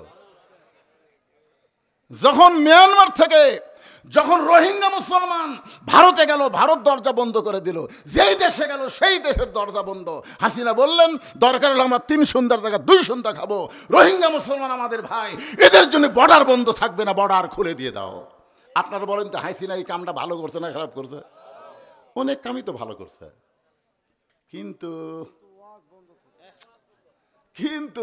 হাসিনা একটা কাম মারাত্মক খারাপ করছে। সেই কামটা হলো আলেমদেরকে 2 চোখে দেখতে পারেনি। জোরে কোন কথা, ঠিক কথা কন না রে ভাই। বিশেষ করে আল্লাহর ওলি আল্লামা সাইদি হুজুরকে অন্যায়ভাবে 13 বছর জেলখানায় বন্দি করে রাখলো। জেলখানার মধ্যে যখন মৃত্যু হচ্ছে না, তখন হাসপাতাল নিয়ে গিয়ে তাকে হত্যা করা হলো। নাম হলো, তারিখটা হলো 14ই আগস্ট। জোরে কোন কয় আগস্ট? গোটা বাংলাদেশের যত বক্তা ছিল তাহাজ্জুদের নামাজ পড়ে আল্লাহকে বলল, আল্লাহ দুনিয়ার আদালতে হাসিনার বিচার হবে না, বিচার দিলাম তোমার কাছে। চোখের পানি নিয়ে সমস্ত আলেম ওলামা যখন আল্লাহর কাছে বিচার দিল, আল্লাহ বলে 41 সাল লাগবে না, 1 বছর আসার আগেই আগস্ট মাসের 5 তারিখে এর গোষ্ঠী শুদ্ধ পালানো লাগবে। জোরে কোন কথা, হিকের কথা বলেন।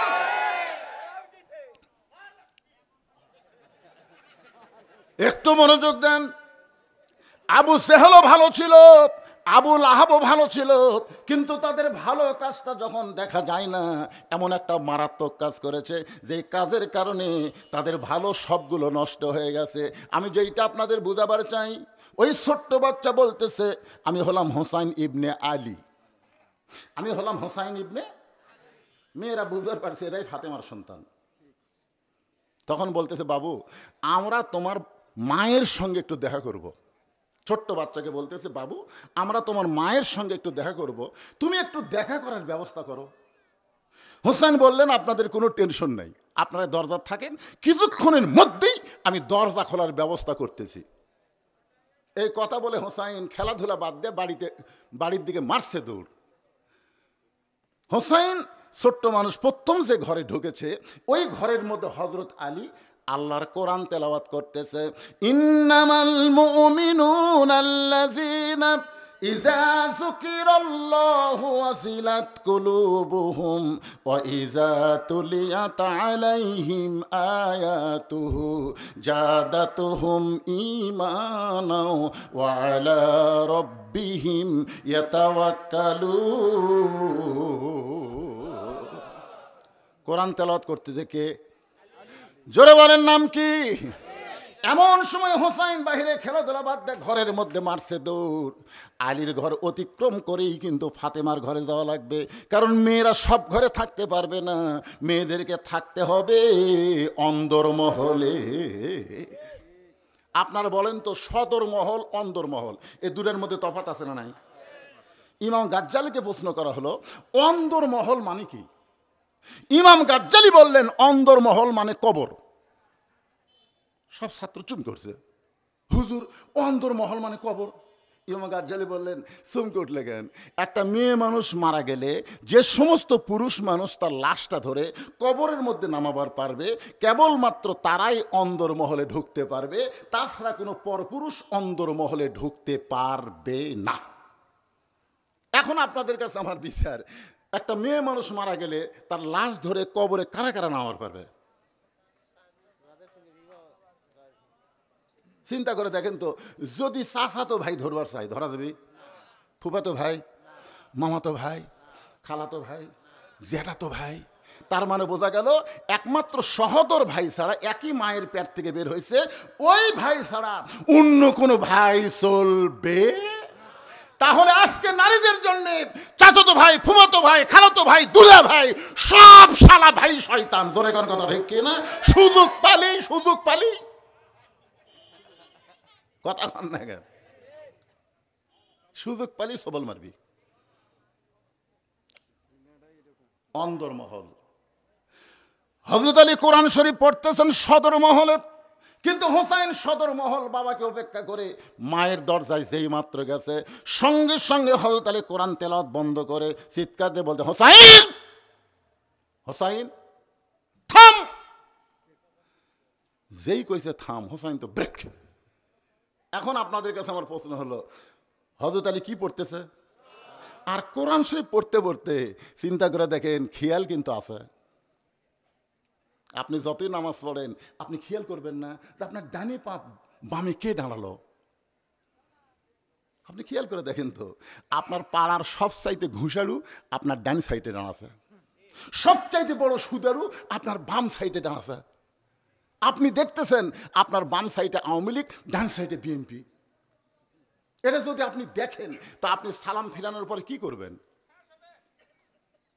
সালাম ফেরানোর পরে মনে করবেন নামাজ হয়ে গেল, যার মনে তাই বাড়ির যাই। না, নামাজ হয়নি। সালাম ফেরানোর পরে আপনার কিছু দায়িত্ব আছে। যখন আছে না নাই? আপনি খপ করে সুদের হাত ধরবেন, খপ করে ঘুষের হাত ধরবেন, ধরে বলবেন, ভাই ওঠো, আমরা তিনজন একসঙ্গে জান্নাতে যাওয়ার চাই। তখন ঘুষের আর সুদেরও বলতেছে, আল্লাহুম্মা আমিন। আসো, ঘুষের বলতেছে, তুই বস, আগে এর সাথে আমি কোলাকুলি করি। তো এখন তিনজন একসঙ্গে কোথায় যাবে? কথা কন না কেন, কোথায় যাবি? তো জান্নাতে যাবার গেলে কোরআন ফুসা কুম হালি কুম নার, আল্লাহ কোরআনে বলছেন। তো এখন ওই সুদারু বলতে, ভাই ওট, কোলাকুলি করি। তখন বুকের সঙ্গে বুক লাগায় কানে কানে বলতেছে, আমার সঙ্গে তুই জান্নাত যাবার চাস, কিন্তু তুই যে সুদ খাস। ওই খালি পায়ের দিকে তাকায় আর কয়, এমন জায়গা ধরলু রে, এই ধরাটা খালি আমাকে রাস্তার ধরলে তো চাপা ফাটানো হয়নি। ধরে করার কথা ঠিক না, কিন্তু এমন জায়গা ধরিছে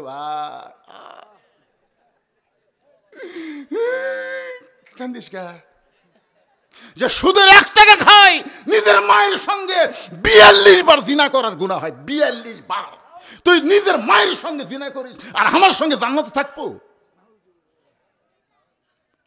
ভাইরে, এই সুদের এত পাপ আমাকে জীবনে কেউ বুঝায়নি ভাই, কেউ আমাকে বলেও না ভাই। আজ তুই এমন জায়গায় বলেছিস, আমি কান ধরে তওবা করতেছি, আর জীবনে সুদ খাবো না। আল্লাহ কয় নামাজ কবুল হবি। অত সোজা না। আপনি ফজরের নামাজ সামনে কাতারে পড়েন, আপনি খেয়াল করে দেখেন তো, আপনার 22 বছরের পাঁটার খবর কি? যেই পাঁটা সারাদিন ঘোরে, সেই পাঁটা আজকে আপনার কাছে নাই। ও আছে কোথায়? ফজরের নামাজ আজান দিলে আগে পাঁটা ছিল 3.5 হাত, কিন্তু যে আজান শুরু হচ্ছে ওই 2.5 হাত। আজান শুনবে না, ল্যাপ দিছে মাথার উপর, কম্বল মাথার উপর দিছে। এখন পাও বার হয়ে ঠান্ডা লাগে, পাও টেনে ভিতর থছে। বাপ কয়, কে রে, আমার বেটার খবর কি? জানলা দিয়ে তাকে দেখে পাও নাই, মাথাও নাই, মনে হয় চাউলের বস্তা ঢাকা থছে। বিলাই যেমন ইন্দুর ধরে, তেমন চুপি চুপি ঘরের মধ্যে ঢুকে ল্যাপ টাঙ্গে দেখে ল্যাপের ভিতর বেটার সাইজ, আর সকালবেলা সাইড থেকে কুত্তার সাইজ, একই সাইজ। এখন আপনি বলেন তো, বাবা নিজে নামাজ পড়বে, ছেলে নামাজ পড়বে না, এটা বাবার খেয়াল করার দরকার আছে না নাই? আপনি যতই রোজা করেন, যতই নামাজ পড়েন, আপনার সন্তানগুলো কি করতেছে আপনাকে খেয়াল করা লাগবে। হযরত আলী আল্লাহর কোরআন পড়তেছে, এরপরও তার সন্তানের উপরে খেয়াল রেখেছে। সুবহানাল্লাহ খান না, পাগল হয়ে খালি পড়তেইছে। হোসাইন থাম। তার মানে বোঝা গেল খালি কোরআন পড়তেছে না, খেয়াল আছে, খেয়াল আছে। আদম আলাইহিস সালাম জান্নাত পাওয়ার পরে খেয়াল বন্ধ করে দিল। যখন আল্লাহ একসময় আদমকে বলল, জান্নাত থেকে বের হয়ে যাও, জান্নাত থেকে বের হয়ে যাও, আদম বলতেছে, আল্লাহ আমি গন্ধম গাছের কাছে যাইনি, গন্ধম ফল আমি খাইনি, হাওয়া যে গন্ধম খাচ্ছে আমি জানবারও পারিনি, গন্ধম শরবতের মধ্যে আমার খিলাইছে, আমি বুঝবার পারিনি। যখন বুঝবার পারছি শরবতে গন্ধম আছে, তখন আমার ডান হাতখানা মুখের মধ্যে ঢুকে দিয়ে রক্ত বমি করছি। আপনি বলেন তো আমার দোষ কোথায়? আল্লাহ বলে, তোমার দোষ একটাই, তোমার খেয়াল নেই। তুমি বলো তো আদম, হাওয়া যখন গন্ধম খাচ্ছিল তুমি তখন কোথায় ছিলে? আদম কয়, আল্লাহ আমি খেয়াল করিনি। হাওয়া যখন গন্ধম গাছের কাছে গেল তুমি কোথায় ছিলে? কয় খেয়াল করিনি। হাওয়া যে গন্ধম শরবত করে তোমার খাওয়ালো তুমি খেয়াল করতে? না। এই বিয়ে করবা তুমি আর খেয়াল করবো আমি নাকি? স্বামী হিসাবে আপনার বইয়ের উপর খেয়াল রাখার দরকার আছে না নাই? জোরে বলেন, সন্তানের উপরে খেয়াল রাখার দরকার আছে না নাই? হয়তো আলী বললেন, হোসাইন থাম। সঙ্গে সঙ্গে হোসেন ব্রেক হয়ে গেছে। আলী ডাক দেন, হোসাইন বাহিরে খেলাধুলা বাদ দিয়া তুমি ঘরের মধ্যে ঢুইকা তোমার মায়ের দরজায় কেন? হোসেন বলতেছে, বাবা কতগুলো মেয়ে মানুষ আমার মায়ের সঙ্গে দেখা করবার চায়, কতগুলো মেয়ে মানুষ আমার মায়ের সঙ্গে দেখা করতে চায়। আমার মা দেখা করবে কি করবে না এইটা মায়ের ঘরে ঢুকে আমি অনুমতি নিবার চাই। আপনারা বলেন তো হোসেন কি খারাপ কিছু কইছে? আলী বলতেছে, হোসাইন তুমি যে তোমার মায়ের ঘরের মধ্যে ঢুকতেছো এখন তোমার বয়স কত? খুব খেয়াল করে শুনবেন। তুমি যে তোমার মায়ের ঘরের মধ্যে ঢুকতেছে এখন তোমার বয়স কত? হোসেন বলতেছে, বাবা আমি তো জানি না। আলী বলতেছে, আমি জানি বলি তো তোকে আটকালাম। কারণ সব বয়সের সন্তান মায়ের ঘরে ঢুকতে গেলে মায়ের অনুমতি লাগবে। কথা কয় না রে বারে। আমার 3টা মেয়ে আল্লাহ দিছে। এক সময় আমি মেয়েদেরকে কোলে নিয়ে বুকে নিয়ে ঘুম পাড়ছি। এখন মেয়েরা সেই ঘর থাকে, আমি যখন তখন মেয়েদের ঘরে ঢুকতে পারবো? আমাকে ঢুকতে গেলে বলা লাগবে, মা আমি একটু তোমার কাছে যাবার চাই। মেয়ে বলতেছে, আব্বা 2 মিনিট পরে আসেন। 2 মিনিট পরে আসেন মানে আমার কাপড় চোপড় এমনভাবে আছে এখন আপনি ঢুকতে পারবেন না, আমি একটু সাইজ হই। তারা চিন্তা করে দেখেন, মেয়ের ঘরে বাবা ঢুকবে, মেয়ের অনুমতি নিয়ে ঢুকতে হবে। ছেলে যখন বয়স হবে, বুদ্ধি হবে, তখন ছেলেও যখন তখন মায়ের ঘরে ঢুকতে পারবে না। মায়ের ঘরে ঢুকতে গেলে মায়ের অনুমতি নিয়ে তারপরে ঢুকতে হবে। এখন সন্তান মায়ের অনুমতি কখন নেবে? অনুমতি নেওয়ার বয়স কি? আল্লাহ রাসূল বলেছেন, যতদিন সন্তান মায়ের স্তনের দুগ্ধ পান করে ততদিন সন্তান যদি মায়ের কাছেও থাকে আর বাবা যদি তার মাকে চুমা খায়, সন্তান দেখবে ঠিকই কিন্তু বুঝবার পারবে না। কিন্তু যখনই সন্তান দুধ খাওয়া বাদ দিবে তখন সন্তান যদি মায়ের কাছে থাকে আর বাপ যদি তার বউকে চুমা খায়, সন্তান বেড়ে এসে বলতে পারে, আব্বা তাই মাছ চাপা ধরছিল রে। জোরে কোন কথা ঠিক কিনা? এরকম বলার মতন বয়স যখন হবে তখন সন্তান যখন তখন মায়ের ঘরে ঢুকতে পারবে না। ঢুকতে গেলে মায়ের অনুমতি নিয়ে ঢুকতে হবে। আলী বলতেছেন, হোসাইন এখন তোমার বয়স হয়েছে, যখন তখন মায়ের ঘরে ঢুকতে পারবে না, বরং তুমি আমার কাছে আসো। যেই মাত্র হোসাইন বাবার কাছে যায়, আলী বলতেছেন, কোরআন ধরো। দেখেন সন্তানকে বলতেছেন ধরো, সঙ্গে সঙ্গে হোসাইন বলতেছেন দেন। সুবহানাল্লাহ না কেন? বাপ যেই বলছে কোরআন ধরো, হোসেন বলতেছে দেন। তার মানে বোঝা গেল কোরআন ধরতে গেলে যেই শর্তটা পুরা করতে হবে সেই শর্ত হোসেনের মধ্যে ছিল। আল্লাহ বলেছেন, লা ইয়ামুসসুহু ইল্লাল মুতাহহারুন, ততক্ষণ পর্যন্ত কোরআন স্পর্শ করতে পারবা না যতক্ষণ পর্যন্ত তুমি পবিত্র না হবা। হাসান হোসেন জন্মসূত্রে পবিত্র হয়ে জন্মগ্রহণ করেছে। জোরে কন্যা সুবহানাল্লাহ। হোসেনের হাতে হযরত আলী কোরআন শরীফ দিয়া এখন ফাতেমার ঘরের মধ্যে ঢুকতেছে। আপনারা বলেন তো, বাবা মেয়ে যদি বড় হয় মেয়ের ঘরে ঢুকতে কি লাগবে? অনুমতি লাগবে। সন্তান যদি বড় হয় মায়ের ঘরে ঢুকতে অনুমতি লাগবে। কিন্তু স্বামী বউয়ের ঘরে ঢুকতে অনুমতি লাগবে? কেন লাগবে না?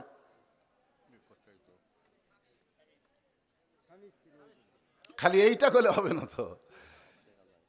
আল্লাহ কোরআনে বলেছেন, হুন্না লিবাসুল লাকুম ওয়া আনতুম লিবাসুল লাহুন্না। স্বামী হলো বিবির পোশাক, বিবি হলো স্বামীর পোশাক। জোরে কোন সুবহানাল্লাহ। স্বামী ঢুকতে কোনো অনুমতি লাগবে না। হযরত আলী দরজা খুলে ফাতেমার ঘরের মধ্যে যেই মাত্র ঢুকেছে, এমন সময় হযরত আলী দেখতে পায় ফাতেমার ডান হাতে কোরআন শরীফ আর বাম হাতে জাঁতা ঘুরাইতেছে। এই ডান হাতের মধ্যে আল্লাহর কোরআন আর বাম হাত দিয়ে এভাবে জাঁতা ঘুরাইতেছে। একই স্ত্রীর মধ্যে এমন তিনি দৃশ্য দেখলেন, এক হাতে আল্লাহর কোরআন আর এক হাতে জাঁতা ঘুরান। সঙ্গে সঙ্গে হযরত আলী কোরআন থেকে তেলাওয়াত করলেন, রব্বানা। যারা পারেন তারা সবাই আমার সঙ্গে পড়েন, রব্বানা আতিনা ফিদ দুনিয়া হাসানাতাও ওয়া ফিল আখিরাতি হাসানা ওয়া কিনা আযাবান্নার। আল্লাহু আকবার। হযরত আলী কেন পড়ছে এই দোয়াটা? কেন পড়ছে? এটা দোয়া না, এটা কোরআনের আয়াত। ফিদ দুনিয়া হাসানা অফিল আখিরাতি, কারণ দুনিয়া যদি সুন্দর না হয় তার আখিরাত কোনোদিন সুন্দর হবে না। হযরত আলী ঘরের মধ্যে ঢুকতে দেখলেন তার বউটা, তার দুনিয়া এমন সুন্দর, এই ফাতেমার মতন বউ যদি কোনো ঘরে থাকে ওই ঘর ঘর থাকে না, ওই ঘর আল্লাহর জান্নাত হয়ে যায়। ধরে গেল সুবহানাল্লাহ। কি বুঝতেছেন? এক হাতে কোরআন তেলাওয়াত করে, এক হাতে জাঁতা ঘুরাই, এমন বউ পাওয়া ভাগ্যের ব্যাপার, ভাগ্য। আমরা যে মালগুলা পাইছি তাই বলে মনে করেন আপনাকে মেয়ে এখানে দোষ দিচ্ছি ভাইজান। কি হযরত আলী যখন এই কোরআনে আয়াত তেলাওয়াত করছে, সঙ্গে সঙ্গে ফাতেমা কোরআন তেলাওয়াত বাদ দিয়া, জাঁতা ঘুরান বাদ দিয়া, কোরআন তেলাওয়াত বাদ দিছে, জাঁতা ঘুরান বাদ দিয়া খুব জোরে সরে দৌড়ে গিয়া আলীর সামনে দাঁড়া, পায়ের বুড়া আঙ্গুলে ভর দিয়া স্বামীর কপালে একটা চুমা খাইছে। সুবহানাল্লাহ কন্যা কেন? আলী বলতেছেন, ফাতেমা তুমি তো কোরআন শরীফ তেলাওয়াত করতেছিলে, তুমি জাঁতা ঘুরাচ্ছিলে, তুমি এগুলা বাদ দিয়ে দৌড়ে এসে আমার কপালে চুমা দিয়ে কি বুঝাবার চাও? ফাতেমা বলতেছে, স্বামী গো, আপনি কি জানেন না, স্বামী যখন বিবির কাছে আসবে তখন বিবির সমস্ত কাজ কাম আল্লাহ হারাম করে দিবে, একটা মাত্র কাজ, সেই কাজটা হলো স্বামীকে খুশি করা। ধরে খান সুবহানাল্লাহ। কয় কাজ? স্বামী যখন ঘরের মধ্যে আসবে তখন বইয়ের কয় কাম? আরো জোরে জোরে বলেন।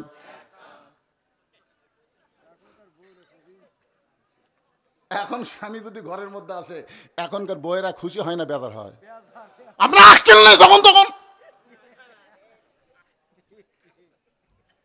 ফাতেমা বলতেছেন, একটাই মাত্র কাজ, কোরআন শরীফ চলবে না, জাঁতা ঘোরান চলবে না, একটাই মাত্র কাজ হলো স্বামীকে খুশি করা। আলী বলতেছেন, ফাতেমা আল্লাহর কোরআন তেলাওয়াত করতেছিলা, এইটাও কি তুমি বাদ দিলা? ফাতেমা বলতেছে, স্বামী গো, আমার বাবা একদিন আমাকে বলেছে, ফাতেমা আল্লাহর পরে কাউকে যদি সেজদা দেওয়ার হুকুম থাকে তাহলে আমার আলীর পায়ে সেজদা করিস, কিন্তু ফাতেমা আল্লাহ ছাড়া কাউকে সেজদা করার হুকুম নাই। এ কথা দিয়ে নবী বুঝাই দিলেন, আল্লাহর পরে মেয়ে মানুষের কাছে সবচাইতে দামি এই মহান ব্যক্তি হলো তার স্বামী। শুধুমাত্র ফরজ ইবাদত ছাড়া, শুধুমাত্র ফরজ ইবাদত ছাড়া, স্বামীর হুকুম ছাড়া বইয়েরা কোনো নফল ইবাদত করবার পারবে না। কথা কন না কেন? পারবে। যদি কোনো বউ নফল নামাজের নিয়ত করে, স্বামী যদি ডাক দেয়, নামাজ বাদ দিয়ে স্বামীর ডাকে উত্তর দেওয়া লাগবে। শুধু ফরজ নামাজের নিয়ত করলে স্বামী ডাকলে উত্তর দেওয়া যাবে না, কারণ আগে আল্লাহ তারপরে স্বামী। জোরে কোন কথা ঠিক কিনা? হ্যাঁ। আর হামাকের গুলো ডাকলে একবার ডাকে কথা কয় না, কে গো ময়না পাখি আসো, একটা নাম ধরে ডাকতেছে, সকিনা, কথা কয় না। ও সকিনা, কথা কয় না। লক্ষ্মী সকিনা, কি কি এত ডাকেন কেন? আমার কাম নাই। আপনার বলেন তো, স্বামী ডাক দিলে আর কোনো কাম করা যাবে? কথা বলেন, কাজ করা যাবে? একটু মনোযোগ দিয়ে শুনবেন। আলী বলতেছেন, ফাতেমা ডান হাতে আল্লাহর কোরআন তেলাওয়াত আর বাম হাতে জাঁতা ঘোরান দেখতেছিলাম। ও ফাতেমা, কত কষ্ট করে তুমি সংসার করতেছ, এটা ঘরের মধ্যে না ঢুকলে তুমি বুঝতে পারতাম না। ফাতেমা বলতেছে, আল্লাহর কোরআন তেলাওয়াত বাদ দিয়া, আল্লাহর কোরআন তেলাওয়াত বাদ দিয়া আপনি হঠাৎ কেন ঘরের মধ্যে ঢুকলেন? কোরআন পড়তে পড়তেই কি আপনার বইয়ের কথা মনে হয়েছে?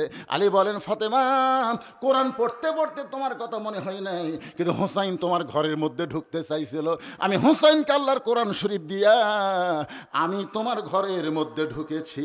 সঙ্গে সঙ্গে ফাতেমা বলতে, স্বামী গো, ওই বাবা হলো সবচাইতে বড় ভাগ্যবান যার মাসুম বাচ্চার হাতে থাকবে আল্লাহর কোরআন। সুবহানাল্লাহ জোরে কন। ফাতেমা বলতেছে, ওই বাবা মা হলো সবচাইতে বড় ভাগ্যবান যার বাচ্চার হাতে থাকবে কি? হোসেনের হাতে কি আছে? আজকে আপনাদের হোসেন মার্কা বাচ্চাদের হাতে কি দিছেন?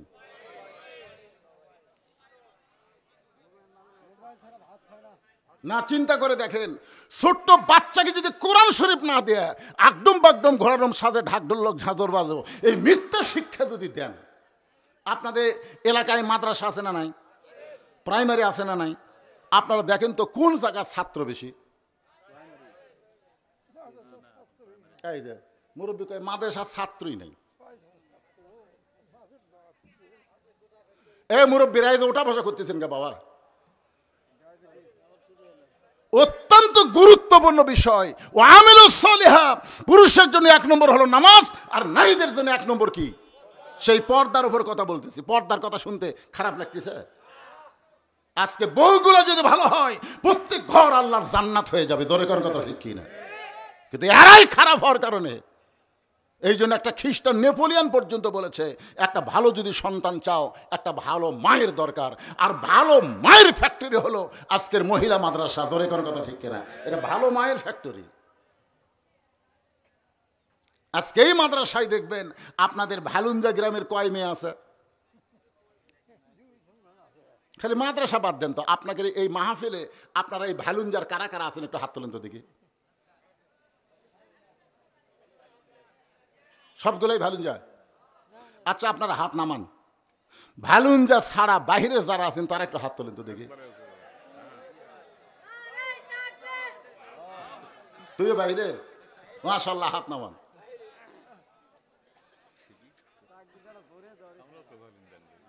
আপনারা ভালো রঞ্জন না? আমাকে একজন বলতে, হুজুর আজকে তারেক মনোয়ার ওয়াজ আবার কিছু দূর ফাঁকি, বুঝলেন তো? আজকে যদি সবাই তারেক মনোয়ার ওয়াজ শুনবার যায়, ভালুঞ্জার লোক যদি বসে, তাও তো প্যান্ডেল ভরে দেবি। কিন্তু আমি কি দেখলাম, এই মাদ্রাসায় যে সমস্ত মেয়েরা পড়তেছে, এরা কি এই গ্রামের মেয়ে না বাহিরের মেয়ে? কথা কন, জোরে কন, বাহিরের না গ্রাম? তাহলে বাহিরের মেয়ে এই মাদ্রাসায় পড়ে ফাতেমা হচ্ছে, রাবিয়া হচ্ছে, আয়েশা হচ্ছে, খাদিজা হচ্ছে, আর আপনাদের মেয়েদেরকে আপনারা কোথায় পড়াচ্ছেন?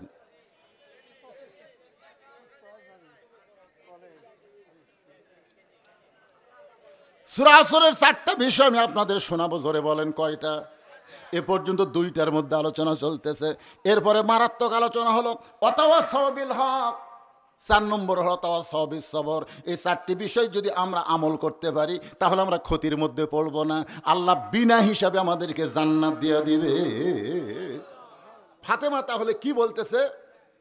ওই বাবা মা হলো সবচাইতে বড় ভাগ্যবান, যার শিশু বাচ্চার হাতে থাকবে, আরো জোরে বলেন, শিশু বাচ্চার হাতে থাকবে আল্লাহর কোরআন। এখন আপনাদের যাদের শিশু বাচ্চা আছে, আপনারা আগামী কাল থেকে হাতত কি দেওয়ার নিয়ত করছেন?